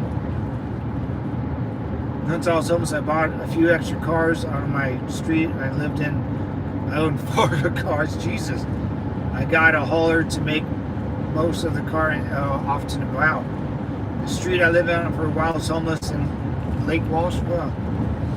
I live in rich communities. When I was homeless, easy money. Yeah, people give. Yeah, man. I used to, you know, the homeless people that were, you know, drug addicts. They would, you know, I would end up having someone call 911, and I would have to end up taking them in to sober up or to 5150 them. But yeah, they would always have money, lots of money, cell phones. They had a bunch of stuff. They just, you know, lived outside, which is fine with me. If you want to live outside, live outside. I don't have a problem with it. Just clean up your shit. No, dude, I don't like like the people, dude. I mean, you go to downtown LA, it's just out of control, man. Like, public space is not for people to sleep in and put a tent there and claim it as their own property. Like LA, man, you can't take your child to LA to go see like the Hollywood stars or anything. I wouldn't. You know, go to.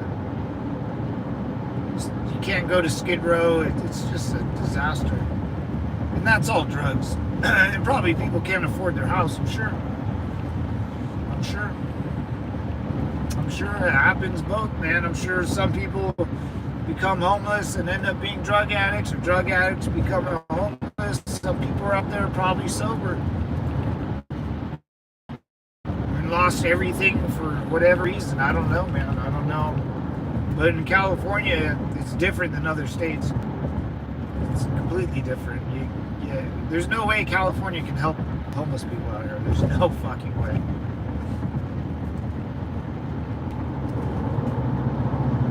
It's too easy. It's too easy out here. A lot of people have a lot of money and they give it to them, and then I've seen it, man. I've seen them have a lot of money in their pockets, and you're like, what? What? I don't get it. Especially when I was younger, I didn't understand. I was like, what?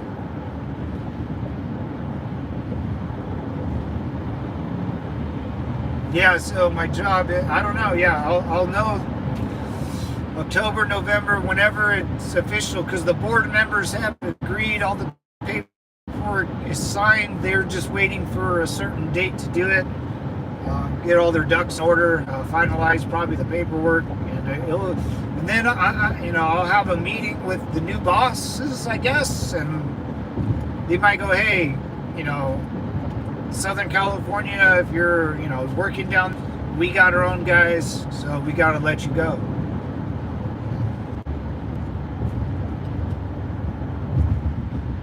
I'm okay with sleeping on public property. BlackRock and Vanguard and State have over 200 trillion in assets, and we can't compete. Yeah, that's a whole nother issue, man. I mean, something is happening where people can't afford to buy homes no more.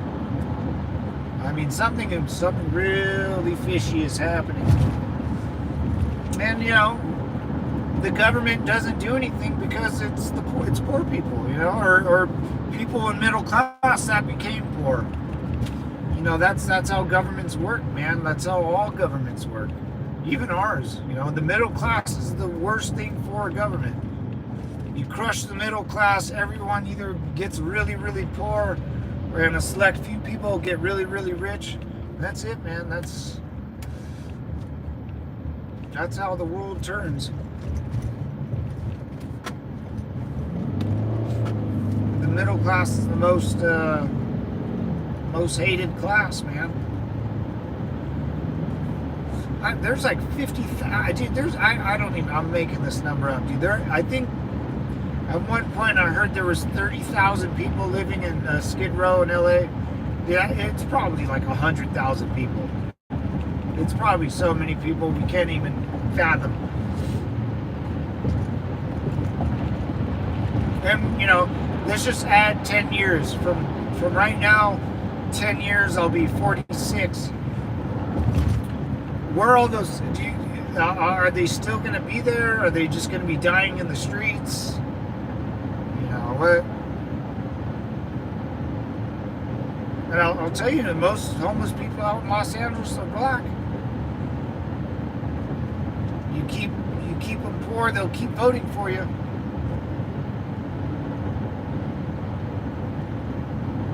You know, like the crack epidemic. It's just, powers that be will let it happen, man. There's no stopping it. That's why the right to keep and bear arms is very important, man. Imagine if we didn't have the right to keep and bear arms, what would happen to this country? It would be a shit show almost immediately.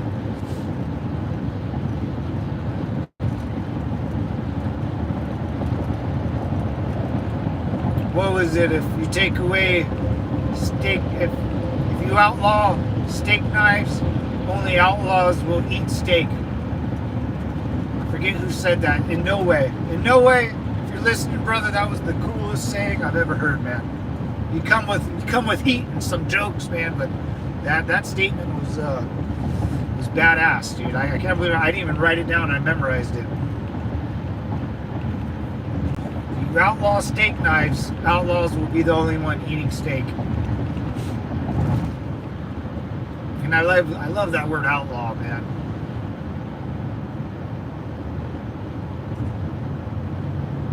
Middle class doesn't exist. 300,000 is the start of. Oh shit, dude. Yeah. Then we're all poor. I'm poorer than shit, dude. I don't make anywhere near that. I can't even add all my assets up together, and it wouldn't even come close. Dude, I live paycheck to paycheck. Yeah, 100% I live paycheck to paycheck.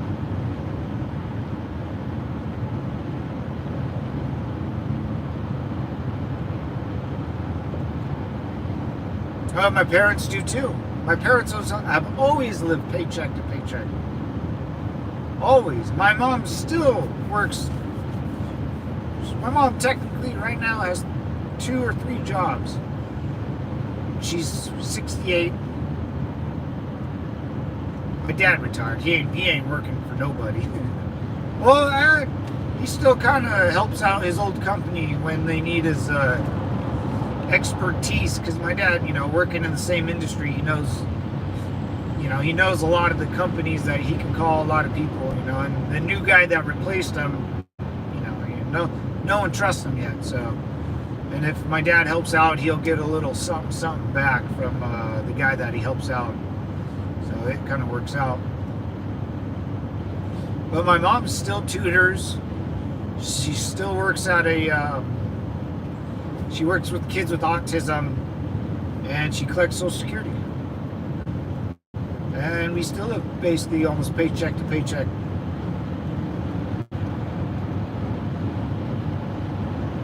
My brother and his family does too. And I did too, man. I did, and that's why I decided to sell my place, man. I told my family and my brother, I was like, dude, I'm miserable, man. I live paycheck to paycheck. I own, like, if you got invited to my house, the funny thing, my buddies would come over and we would watch a game or something, and they would open the fridge or the pantries. There's nothing in there. I guess I can't afford it, man. It's $6 billion. Yeah, that's insane, dude. But the campaign does create kind of weird jobs and stuff. You know, it's like the half-assed jobs. You know, not a career, but that's insane, man. And you know, it's all foreign money too. I don't donate to a political campaign. A foreign business will, or foreign governments somehow will try to infiltrate our political infrastructure.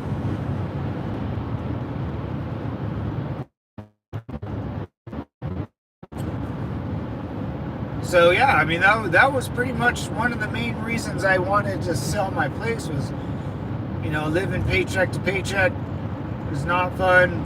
My brother was stressing. I can see it. He has the same. He'll talk about the same stuff. I think about, but they live kind of paycheck to paycheck. My parents, I was like, well, dude, if I sell my place and I just kind of am a roommate with you guys for a couple years, I can help tremendously just by paying you guys rent. And I save a bunch of money. You guys save a bunch of money, and it's a win-win.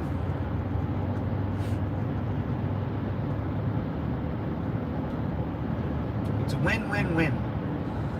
I've always liked to have at least a couple extra thousand for a car. Who pays the $6 billion? Who? The World Health Organization.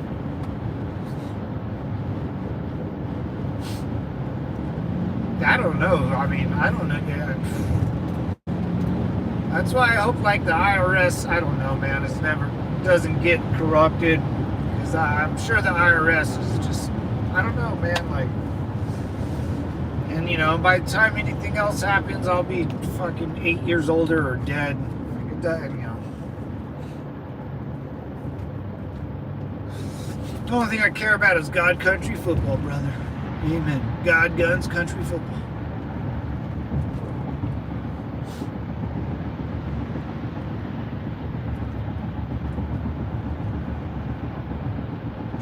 It literally costs $10,000, $12,000, 3,000 square foot house. The homeless problem is completely artificial.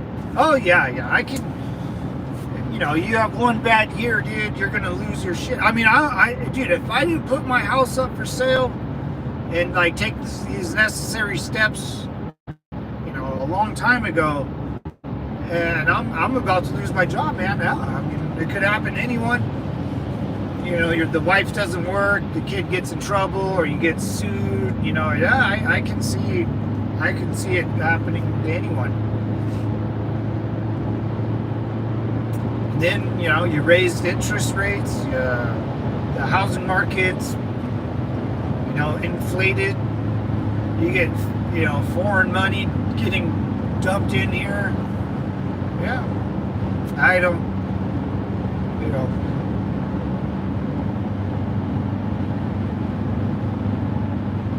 Yeah, I totally agree with you, Roman. I think it's artificial.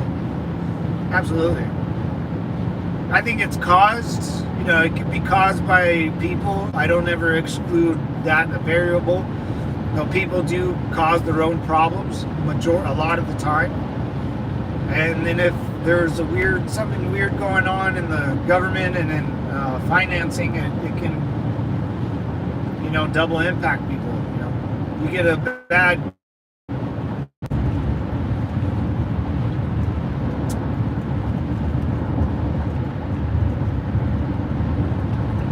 The IRS is actually pretty awesome. If the tax lobbying groups like HR Block can stay out of it and be even better. Yeah, I think I know. I've heard of one person that used to work for the IRS, and it's kind of hard to bullshit the IRS, man. I hope politically, I don't numbers don't lie, man. Numbers don't lie.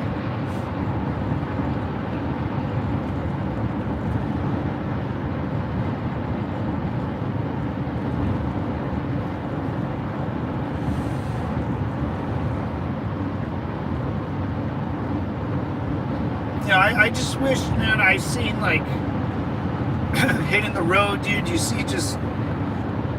There's places where people can move. I just complain about California's homeless. California's homeless are different, man. Because they're all from all over the states.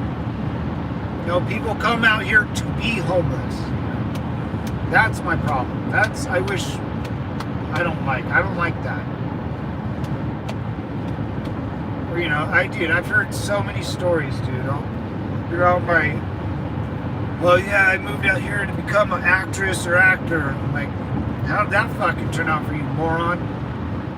Oh yeah, now my parents don't want me back. You know, my parents. Dude, and you remember I'm a lot younger, so I've listened to people complain about their parents being mean.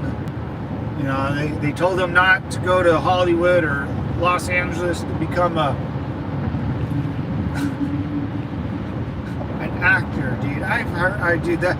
I just have a sour taste in my mouth because of that. So if you guys ever hear me be real mean about homeless and bums, it's because of that. It's because of that, and Mexico has always been my problem. California is one of my favorite states. Dude, California is awesome, man. California is an awesome place to live and to raise your children, and whatever you hear on the news, dude, that's all bullshit. If you don't want your, you know, all the woke shit going into schools, my nephews go to school, I ask them all the time what they learn, and guess what they say? Nothing. I don't know, nothing. I'm learning about, you know, the states, capitals, it's the thing I learned. It's the same. Yeah, all this woke I maybe in some classrooms a teacher might teach that on her own free time. But, you know, I mean, you can, it's so diverse. You know, one of my best friends, you know, Jason, his son's, you know, Mexican and black, and I was talking to him about, you know, how what do you see, Jay, about, you know, you're sending your son to school? He goes, nothing, man, it's the same crap, you know. But he's the only thing I want, you know, I make sure my son's in a classroom full of diverse people, you know. He makes sure there's white kids, you know, he doesn't want to take his son to an all black school or all white school or whatever. He wants, you know, he has his eye on, you know, he wants his son to see what the world is like, you know, and all that stuff. I was like, yeah, makes sense. His son's name is Max, dude. Maximum. Max. Oh God. But dude, he's such a cute little kid, dude. His hair, oh man, it's so awesome. He's a little wrecking ball, man. My ears are gonna pop.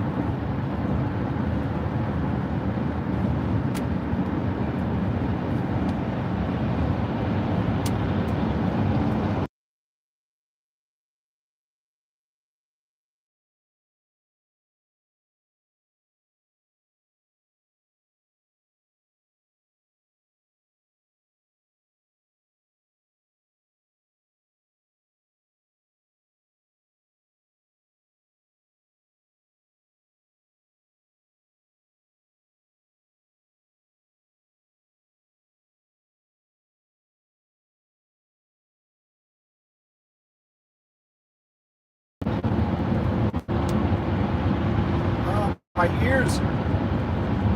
Ah, there we go. Woo! My ears are popping. So, dude, I just got some bad news. My nephew flooded the downstairs. Oh, God. That's the second. Oh my God, they're so effed. They're so effed.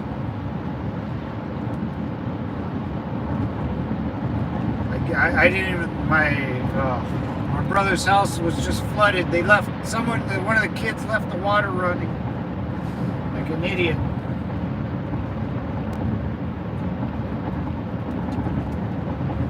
Oh my God.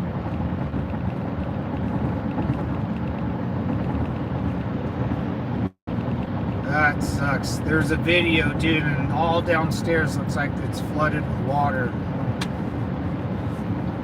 Oh, shit. That sucks, dude.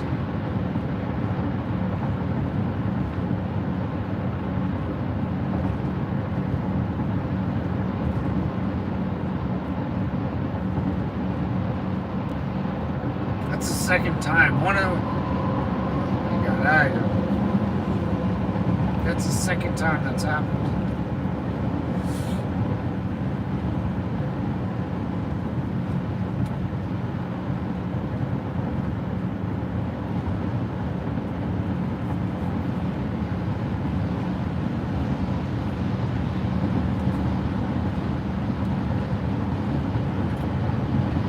I don't know. There's a video, man. I might post it later. I'll post it as a short. You see my brother's house, it's all flooded. Oh my God.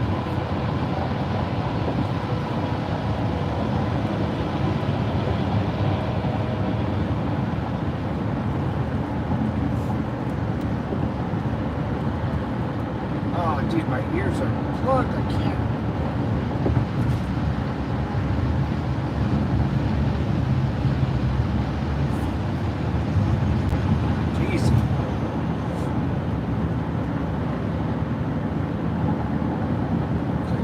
No, I think my nephew left the water running on the bathtub or something. Or it had to have been a sink. Yeah, no, they just left the fucking water running. I'm assuming. Or I read a text message, and so I don't know. I think he might have clogged the sink and then left the water running, and then flooded the downstairs. No, just running water. That's the second time they did that with the bathtub upstairs. It's a two-story house. So a couple of years ago, the youngest one, just went in the restroom and turned on the bathtub, and the bathtub was plugged up and it just overflowed, and it was bad. It was leaking through the roof, dude. Dude, my brother's gonna fucking beat their ass, dude. This is the set, dude. Oh God. No, man, the kids left the water on. I don't know why they were. I don't know. I don't know what the hell the mom and my brother or the wife are doing. Where the hell was the mom? Where's my brother? Why didn't they shut the water off? Why? I mean, did he walk downstairs at night and then turn it on while he was? I mean, he's 9 years old. He's not. They're not little. This isn't a.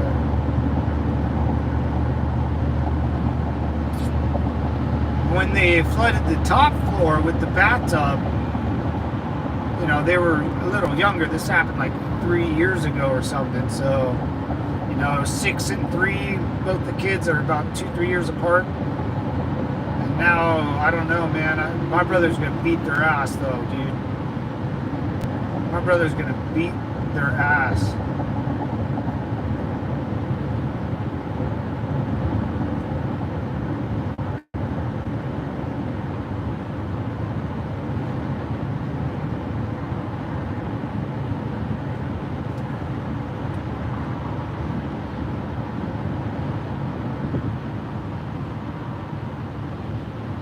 It's like they have pets too. Like the pets weren't aware. Like I don't know how.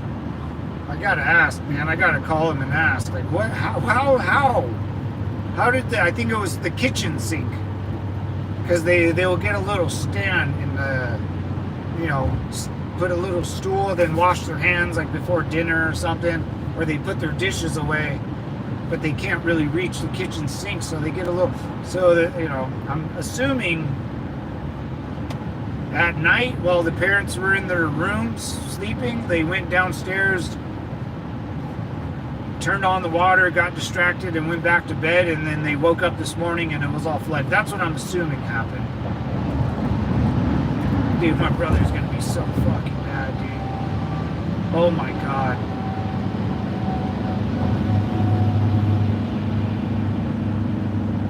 Might need to have a plumber to take a look at the overflow. Yeah. That's all. I was like, I know there's a system in place where you can't just have running water just float. I mean, that's a stupid stupid design if the overflow doesn't, something happened, you know, maybe they fucking broke, I don't know, I gotta, man, oh my god, dude, my brother's gonna be so pissed, so pissed. I just saw the video. I didn't actually press play, so it's a picture of the video, you know, and I can see the water on the ground, you know, you can see the reflection of the oh my god, it's gonna ruin the floor. Oh my god, I might have to go back and help my brother. Oh boy.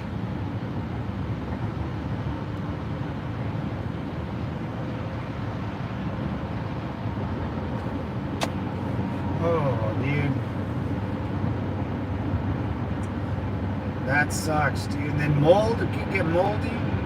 They gotta get that water out of there fucking in a hurry. Good thing it's hot. Oh, I guess heat's not the best. That sucks, man.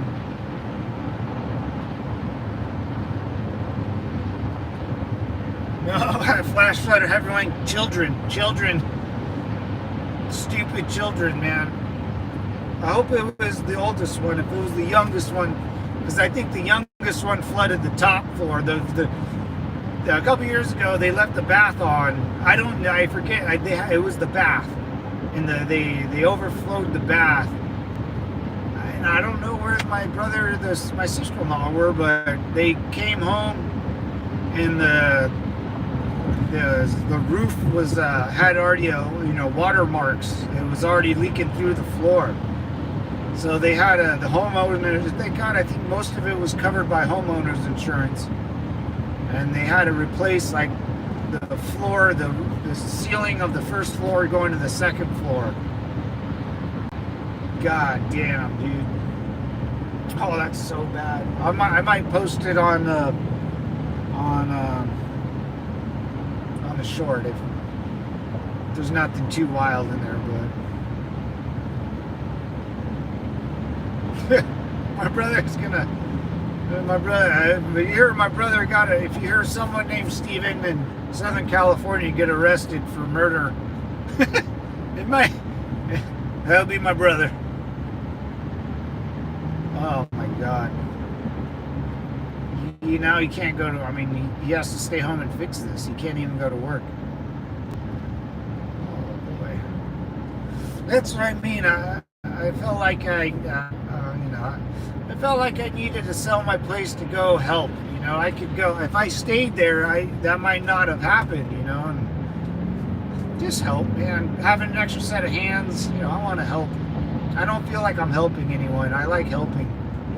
Even like as a Marine, you know, you always help, you know, anybody that needs it. As working for a police department, as much as I make fun of it, and the homeless and the bums and all that, dude, you know, it's just, I always felt like I was helping, you know, especially the drug addicts, dude. Drug addicts, you know, it's like, dude, what are you doing, man? What are you doing? You know, and they know it's not, you know, their life is, you know, just people don't, you know, and people don't like to live, don't think they're going to live long, or this is the way life is. You know, it's super sad to have someone, you know, at one age was probably fun and energetic and loved life, and then you see the dim in their eyes, you know, where they're just kind of, and that's okay too, man, but I wish there was no dim. I wish they were like, just, yeah, man, I like, you know, like Romans, I kind of enjoyed sleeping in my car. I get that. You know, if you're doing it because you enjoy it, but you know, you can just look at people and just be like, fuck, man. If there was a way out of life, they're taking it. You know, they're taking that way out of life. Well, you know, like my buddy Eric, dude, shot himself, and you know.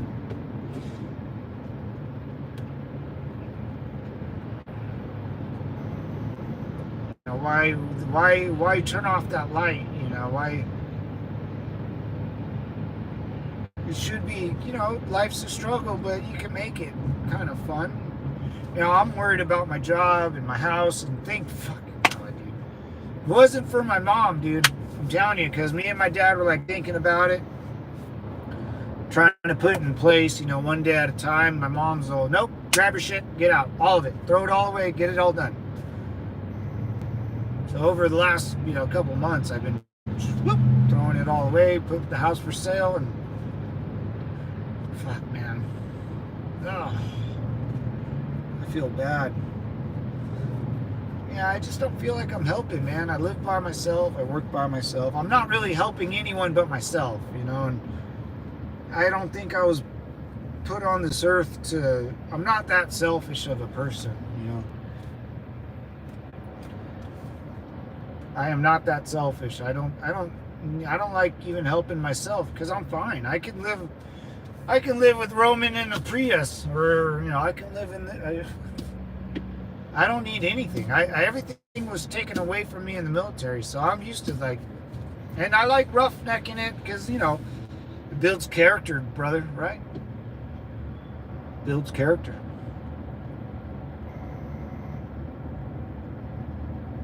It makes you grow up fast, dude. The struggle.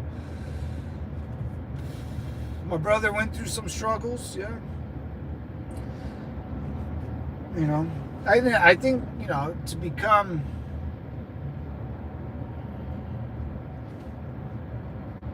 I just don't like the drug addicts, dude. I don't like that a father and son, or father, daughter, mother, whatever, a family, you can't really walk into LA no more. It smells like piss. It's not a good family destination. It's not something you go, and that's what I don't like. If you can't take a family somewhere, then we lost the mark. We lost the mark. We're missing it. We're shooting off target here. That's what I mean. That's why I don't like bums and shit. It's like, dude. The tents. Oh, they line their tents up along the... It's wild, dude. But it's always going to happen, There's always going to be people like that. Damn, dude, my brother is going to die of a heart attack, dude. Oh, shit.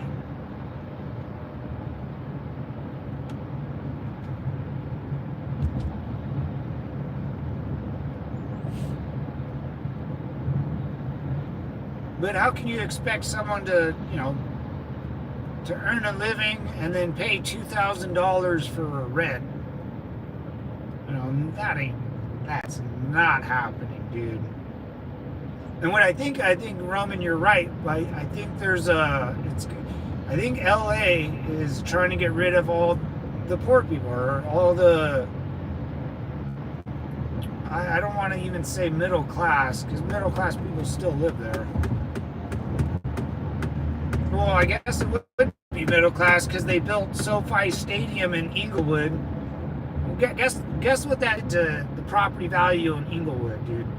All those people that live there, if they can't afford that, they're going to be either forced out, or they're going to have to sell. And then someone with a lot of money will come in, and it'll I think in 20 years, LA will be a fantastic spot to go to, but... Well, no, it'll still probably be a dump. Because people will just hang out there. It's like a big hangout. Sounds like you just... It sounds like you just need kids. What's up, Infant PA? How you doing, brother? I could see the light still in his eyes. I got someone off the streets earlier this year. Nice, man. If there's light still in their eyes, like Infant PA said, man. Yeah, I mean, but some people I've arrested, man, back in the day. You just know they're hopeless, dude. Like, and then the people that you see, it just becomes a cycle of them going in and out of prison. You know, you end up going to their house and meeting their family and or whatever family's there, and you're like, oh fuck, dude. The dad's not there, the mom's hooking herself out. Older brother's already doing a life sentence. You're like, yeah, this whole family's doomed, you know. And the grandma, they're all living with the grandma, you know. The dad's a junkie, you know, or a drunk. It's a sad cycle, man. You can see how families are destroyed by whatever happens, man. Drugs or alcohol. What's up, Trail? What's up, Spence? Do you remember 9/11? Where were you? 9/11 attack, the Twin Towers. How old? What's up? Yeah, I was in 8th grade, man. I was like 14 years old, 13, 14. 13. No, 13 because I turned 14 in 8th grade.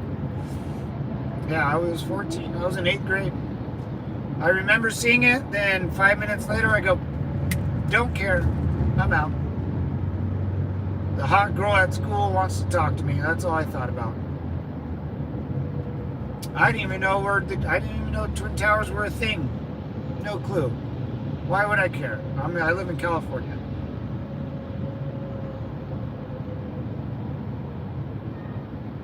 There's no nationalism in California, or I did, yeah.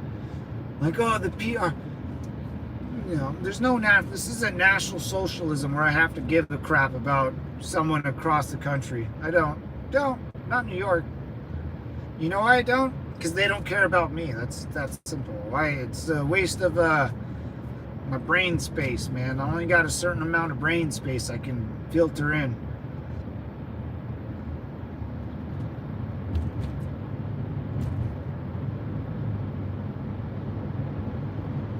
But it got me to join the military and fight a war, so whatever. You remember when we went to war with two countries that didn't have anything to do with it? Oh yeah, Roman, I fought those. Yep.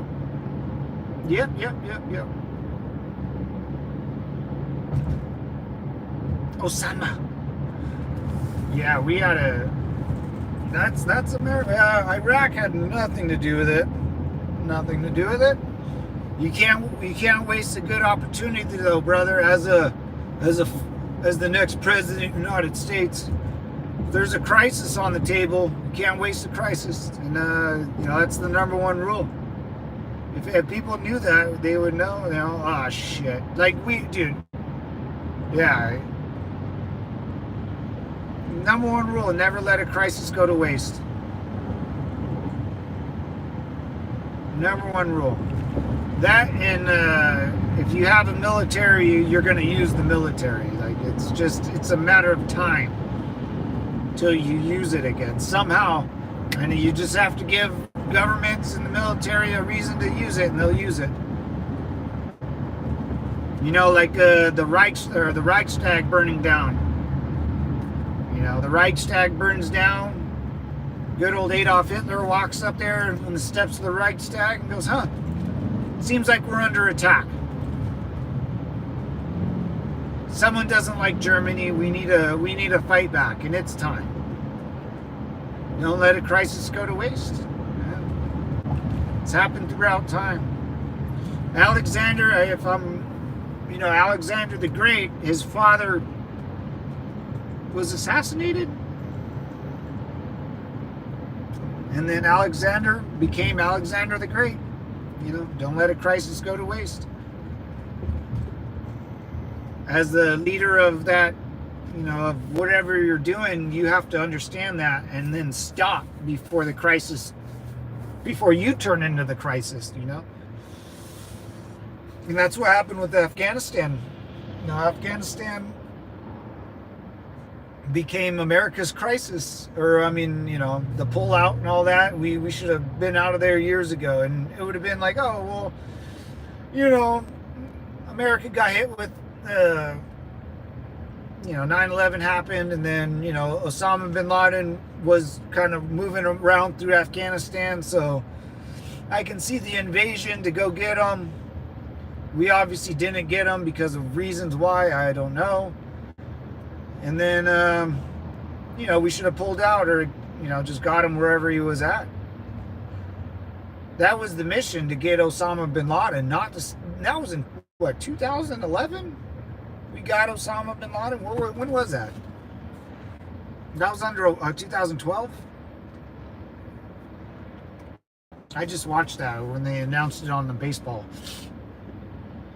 USA! Everyone in New York Mets were playing the Phillies. They would have been done. It would have been like, okay, I think we all could have agreed on that. Hey, America lit up Afghanistan because of this douchebag, and they pulled out pretty quick. A couple years, they tried to stabilize the country after they invaded it, which they should, and they pull out, boom. But we stayed there for fucking 10 more years, dude. Like, we missed the mark. We became the crisis. And Iraq, that was literally, you can never waste a crisis. Yeah, that was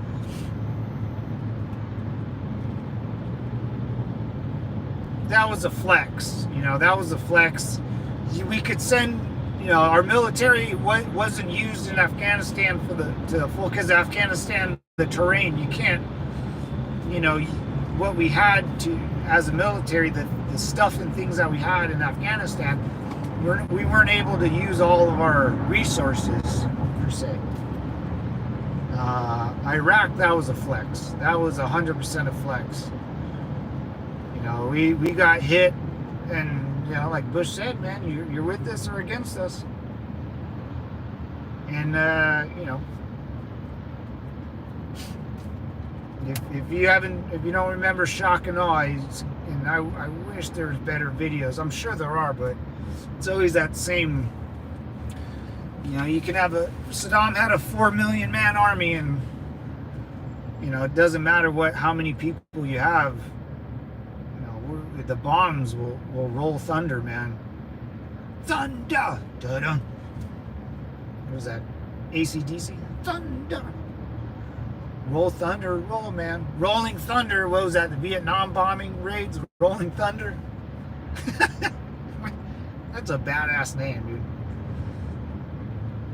Shock and awe. I love that. Shock and awe. Yeah, that was a flex, dude. And Roman, if you're, I always tell people this, man. If you're president of the United States and I was in the military, I would tell you, man, after 9/11, I would have gave you 3 options. We're invading one of them. Iraq, North Korea, or Iran. You pick. You pick. It was gonna happen, man. Like, after 9/11, it was gonna happen. Like, as a country and as a leader and as a person in the military, like an epic fail of protecting its citizens. Well, we got to make sure that if that happens again, whoever does it will know we'll invade their country for 20 fucking years, or whoever's country. We'll just make one up and make up a lie and say, all right, we're going, boys, let's go. I had every opportunity to get out of the Marine Corps because of the lie, and we all knew it. Everyone we were fighting knew it was a lie, but at the same time, we knew mofos were going to show up to play games, so they attacked us, man, and they meaning,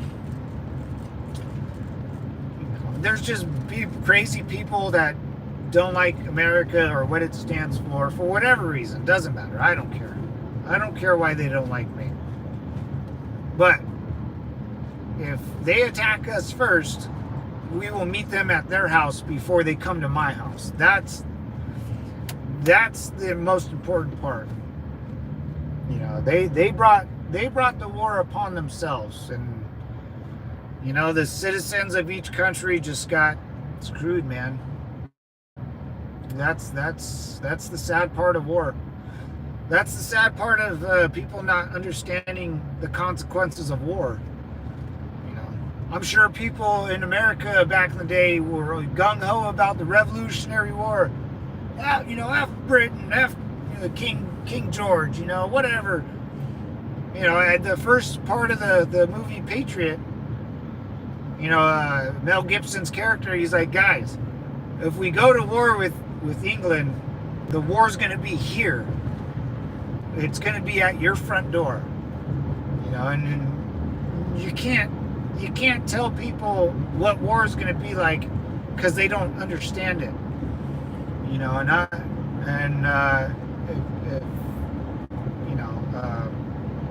Bin Laden, you know, was Mel Gibson, you know, he would have, or someone should have told Bin Laden, hey man, if you do this, they're coming here. You know, they're bringing the war here, but that's what they wanted.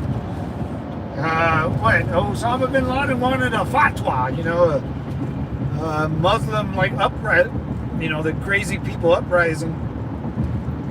You know, and then like I said, in Iraq, dude, the Iraqi people were fucking awesome, dude. Normal, you know, kind of weird, but you know, they live in a total different country, raised different, really. And it wasn't them that was the problem. It was people that would come in from Syria and Jordan and Iran because Americans were on the meal ticket, you know, the infidel, you know. That's, but you know, it just, yeah, it was all a lie, man. And yeah, like, but you got to understand the war will be brought to you, man. It will be brought to you. It'll be outside your door. And in that movie Patriot, man, that's the best. And he told them, if we do this, if we go down this road, they're gonna send people here, and the war will be out, and your sons and daughters will be involved. You know, older people like me don't fight wars no more. It's the sons and daughters will have to protect the homeland.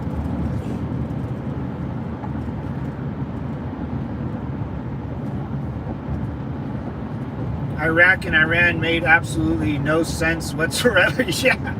The next is going to be Iran, dude. Next is going to be, if Iran ever does anything fucking stupid, Iran, they're going to be, because the war is changing, and it changes like a sports team, or like the NFL or baseball will change rules. You know, in baseball, there's a pitching count now. There's, you know, there's no more just lollygagging in baseball, and that's what was ruining baseball. It was just some weird, you know, NFL, they speed up the replays. There's, you know, it's need to be quick.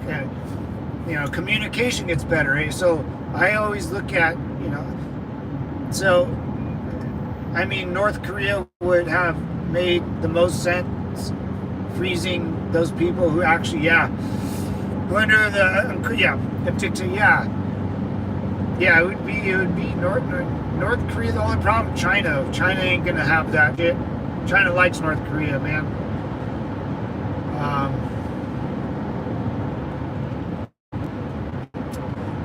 Yeah, everyone knows America screwed up with those two countries. Absolutely. I mean, anyone I fought with would be like, oh, dude.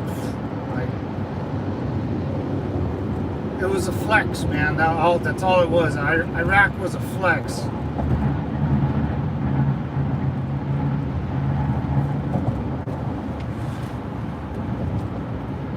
Yeah, Iran will be next. Oh yeah, like war changes, and now it's going like the movie like Terminator. Like that's not far-fetched. I mean, drones. We just made like a stealth bomber drone. Soon we're gonna send like dogs with guns out there, and there's always gonna be people, you know, there's always gonna be Marine Corps and infantry guys, but it's getting very unmanned, which is, and that's it. You gotta smell it, dude. You gotta smell it.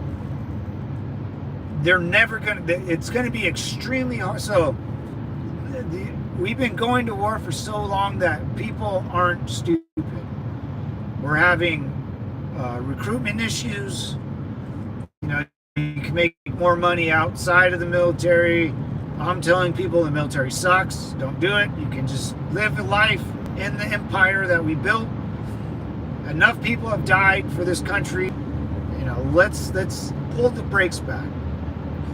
So I think more people are thinking like that, just kind of my personal opinion.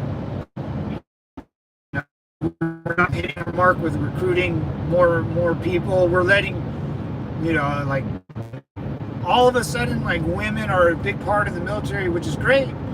But there's a reason why. It's because not a lot of men are joining. So you need just bodies, right? So if you're, you know, look, if you're an older gentleman, you know, and you see the decline in the military and, you know, the national pride, it's kind of like I do whatever. You need to make an army that can be half and half. You need to have unmanned vehicles doing the job and then people doing the job. And what's kind of scary now is that, you know, they're just gonna use unmanned stuff to do the work. You know, they don't, Congress's approval to do it. You know, it takes a guy in a shipping container in Arizona on a drone. You know. And if we end up mass producing a lot of these weapons, or, you know, unmanned, what if Tesla makes a Tesla bot?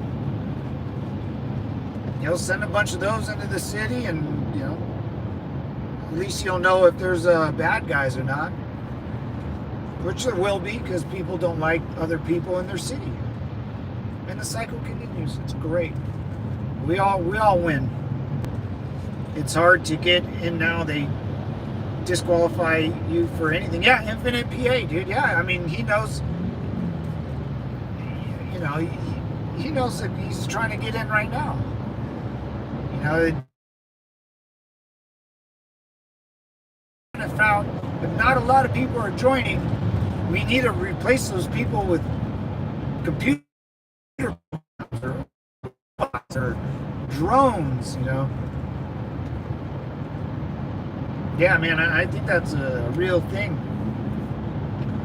You know, Infinite PA, I think he's going in for, you know, not for the money, not because he's like super patriotic, but he sees a goal, and that's, you see a goal, do it, man. Or if you don't do it now, you're going to look back 10 years and be like, fuck.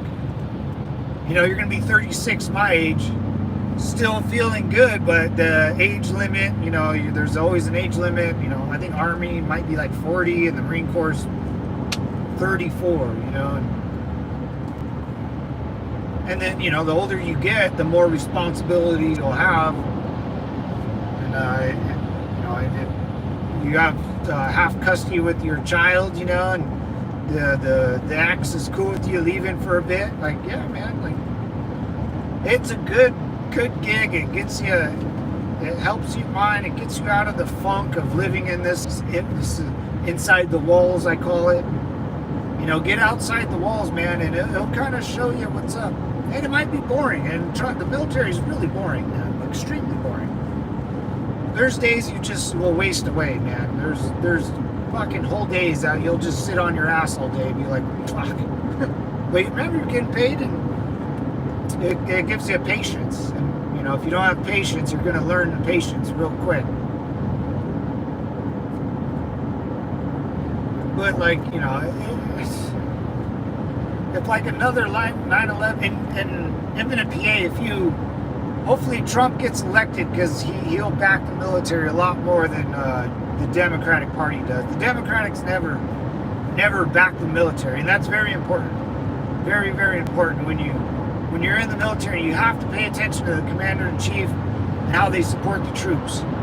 Now, nothing else matters besides supporting the troops as a commander-in-chief. Then, if you're the tippy top of the military, which the commander-in-chief is, And if they don't give a shit about the troops, then, dude, I would get out as fast as possible. Like, Obama didn't really care about the troops. It's just not happening. Why would he? Bush, I fought under him, but I didn't really. He was like the guy that invaded, so there was no caring. He just got elected, so he didn't know too much about it. Biden, I don't think Biden did anything for the troops, so I don't think that many troops really liked him. Maybe I'm just one person, man. I'm just a lone wolf crying in the woods. The cutoff is 35 now. Oh wow. Oh wow. That's I thought like 42. Maybe when I was in it was 42. See, yeah, so Infinite PA, you're right, man. They're getting stricter. It's getting weirder. Sooner or later, the military will adapt and overcome its situation and figure out like what it actually needs. Like the Marine Corps, I said it a million times. They got rid of their tanks. They put them in storage or selling them to Ukraine. Like there's no need for mass formations of tanks. You might need a couple hundred, but I think the Marine Corps had, like 1,000 of these things. Let's just say 1,000 tanks in the Marine Corps. I think each tank was like, $40 million.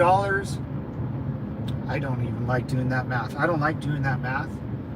There's too many zeros. I'm really good at math, but when it comes to doing those stupid numbers, I don't like it. 400 million, like a quarter of, probably more. That's probably $1 billion. I don't like the zeros. I always get confused. Get rid of Genesis. If someone wants to join, let them. There's past history should be involved. Yeah, man, and that's what the government likes to do. If you have a weird past history, they hold you to some weird standard where you can't join the fucking military. Like, dude. The best of the, like, you want the best, they want the best of the best. The best of the best. What is the best of the best? They have this weird standard where they're gonna, dude, if there's any vet in here, man, you guys all know, like, everyone I served with was, yeah, we call each other pieces of shit. Like, there's no ego in the Marine Corps, so, the guys I met we were all pieces of shit. Like, dude, who are you talking, like, and then the Marine Corps makes you more into like a rebel piece of shit, because now we're very confident in our job, and then we have an extremely bad grammar, bad mannerisms, I think, I don't know, man. I mean, is this how America's always been,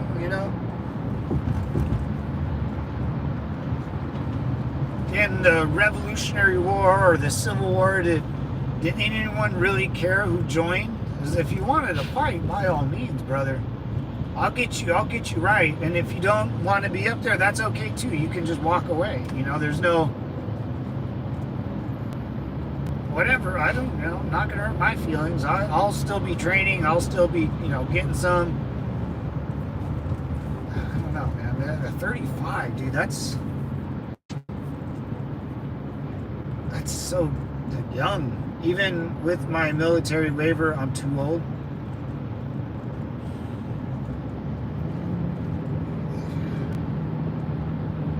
And then and then I've been around where I was in where. You could get tattoos, you could have fucking neck tattoos, dude, you got full sleeves, it didn't matter.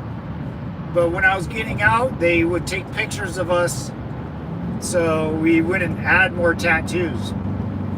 Like, yeah, it gets weird, man. It gets weird in the military. We had to stand there like gang members, and your whoever the S1 shop or the admin bitches, they would have to take pictures of us and write down all our tattoos and what they meant, because, you know, paranoia, you know. They were paranoid, and they wanted, and that's how they kick people out too, I guess, you know what I'm saying? If you get a tattoo where it's showing and they told you not to, you'll get kicked out. Yeah, there's no second chances in my world, you know. I felt like I was in prison getting my pictures done, yeah. Best of the best is someone who's squeaky clean nowadays, yeah. Yeah, you'll yeah. So yeah, infant, you'll do it again, man. If you get a tattoo, they'll say, "Oh, is that new?" And someone, "Oh, you might have to go get that documented." You know, it's fucking weird, dude. It's so weird. You know, that's how it's like living in a dictatorship, man. That's how it'd be like living in, you know, China, North Korea type, Russia, Iran, you know. Oh yeah, oh no, Iraq or Afghanistan. Afghanistan just passed a law saying banning all women from speaking out in public. And they got to be covered at all times from head to toe. That's what I mean about radical people having control over government.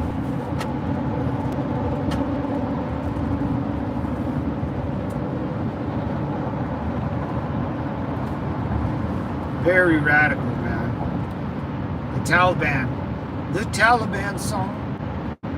Toby Keith, the Taliban song, a good song, guys. Very motivating. Yeah, you'll be an inmate for sure, dude. Yeah, you're definitely an inmate. That's what I'm saying. You'll realize in the military how unimportant you are. You know, it's quite humbling.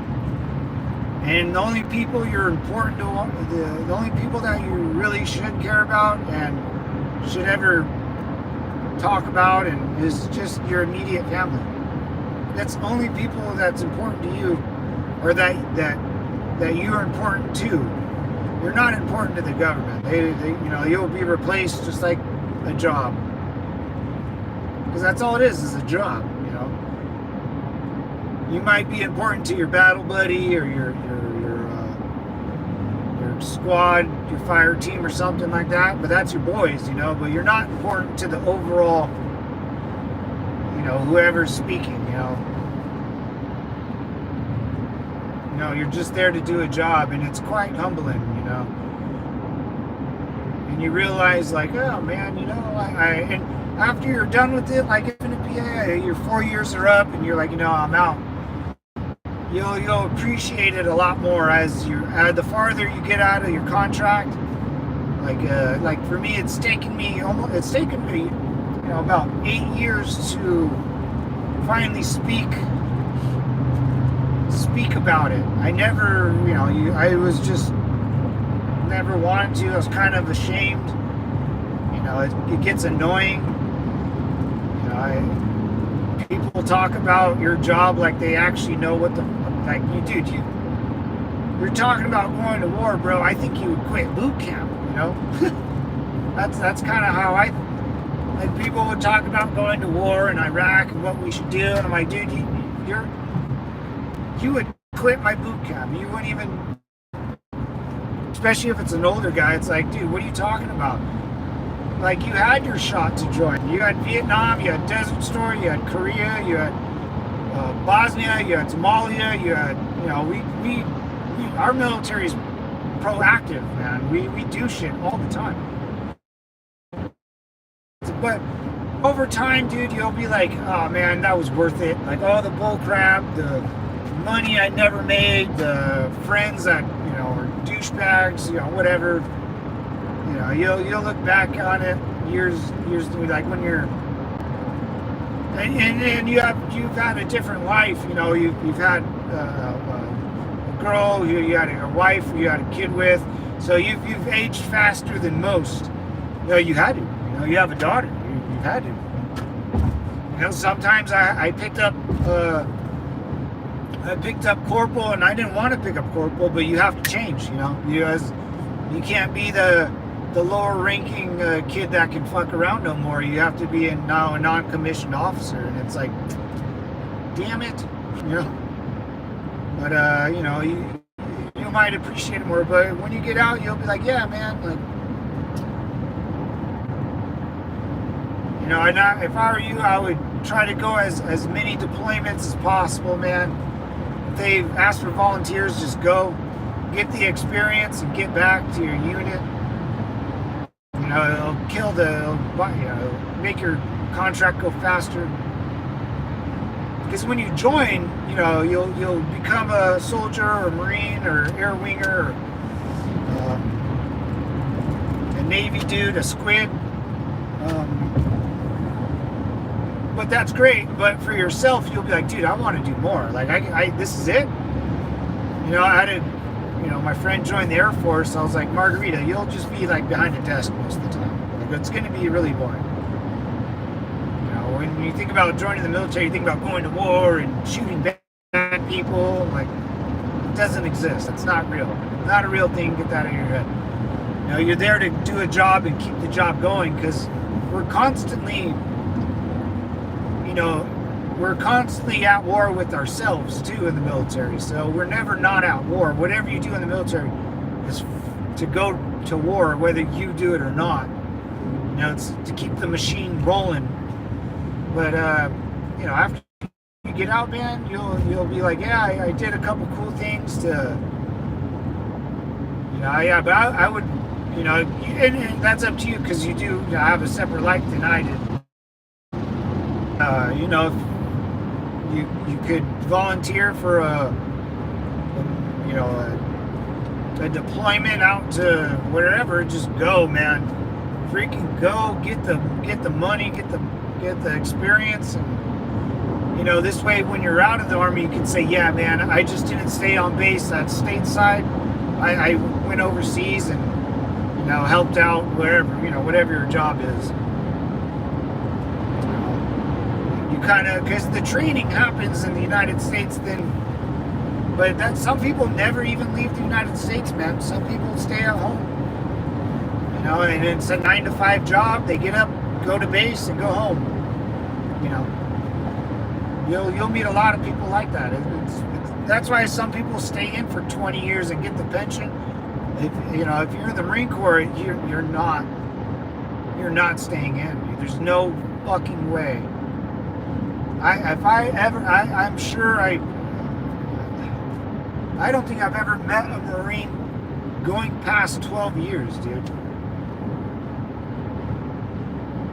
One, they try to kick you out. I think my buddy Ochoa, he did 14. Let's see. He passed away in 2020, I think. So that would have been 14 years. We joined in 2006, both of us, yeah. So that's the longest I've ever heard someone do. I know I've seen, but personally that's, and then he didn't last, or I know one, oh no, I mean, my staff sergeant, he retired. He became a master sergeant. He did like 24, 25 years. So maybe just a couple people have done the full 20, dude, but that's rough, man. You're gonna, that's why I don't know, man. If you want to do the full 20, it's sometimes my buddy Eric got kicked out twice, I think. Not his own doing, but budget cuts. And then, just budget cuts. And then I know people got kicked out because the Wuhan virus, dude. Like, some people didn't want to take that stupid shot. And the military said, you'll be medically discharged. And they said, okay.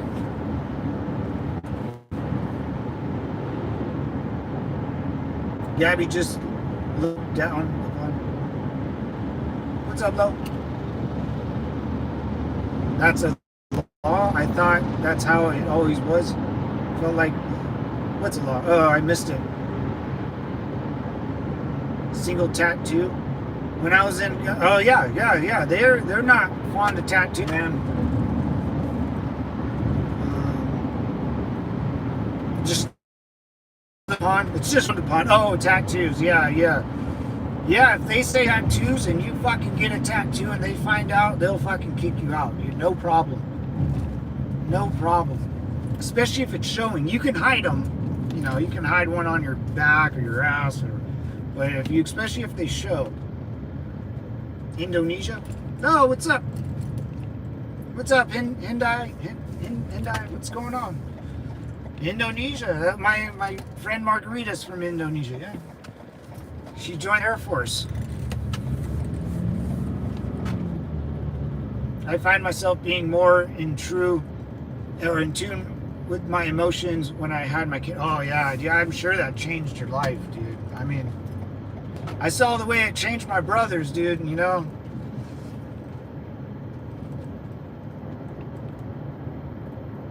Yeah, Lo, it just depends on the command. You know, the command can make up you know, rules or laws or whatever. You know, we call them like part of the UCMJ, or, you know. If the base commandant wants no more tattoos, guess what? We ain't having no more tattoos. That's it. You know, if they don't like something, it's a dictatorship, you know? It's a dictatorship.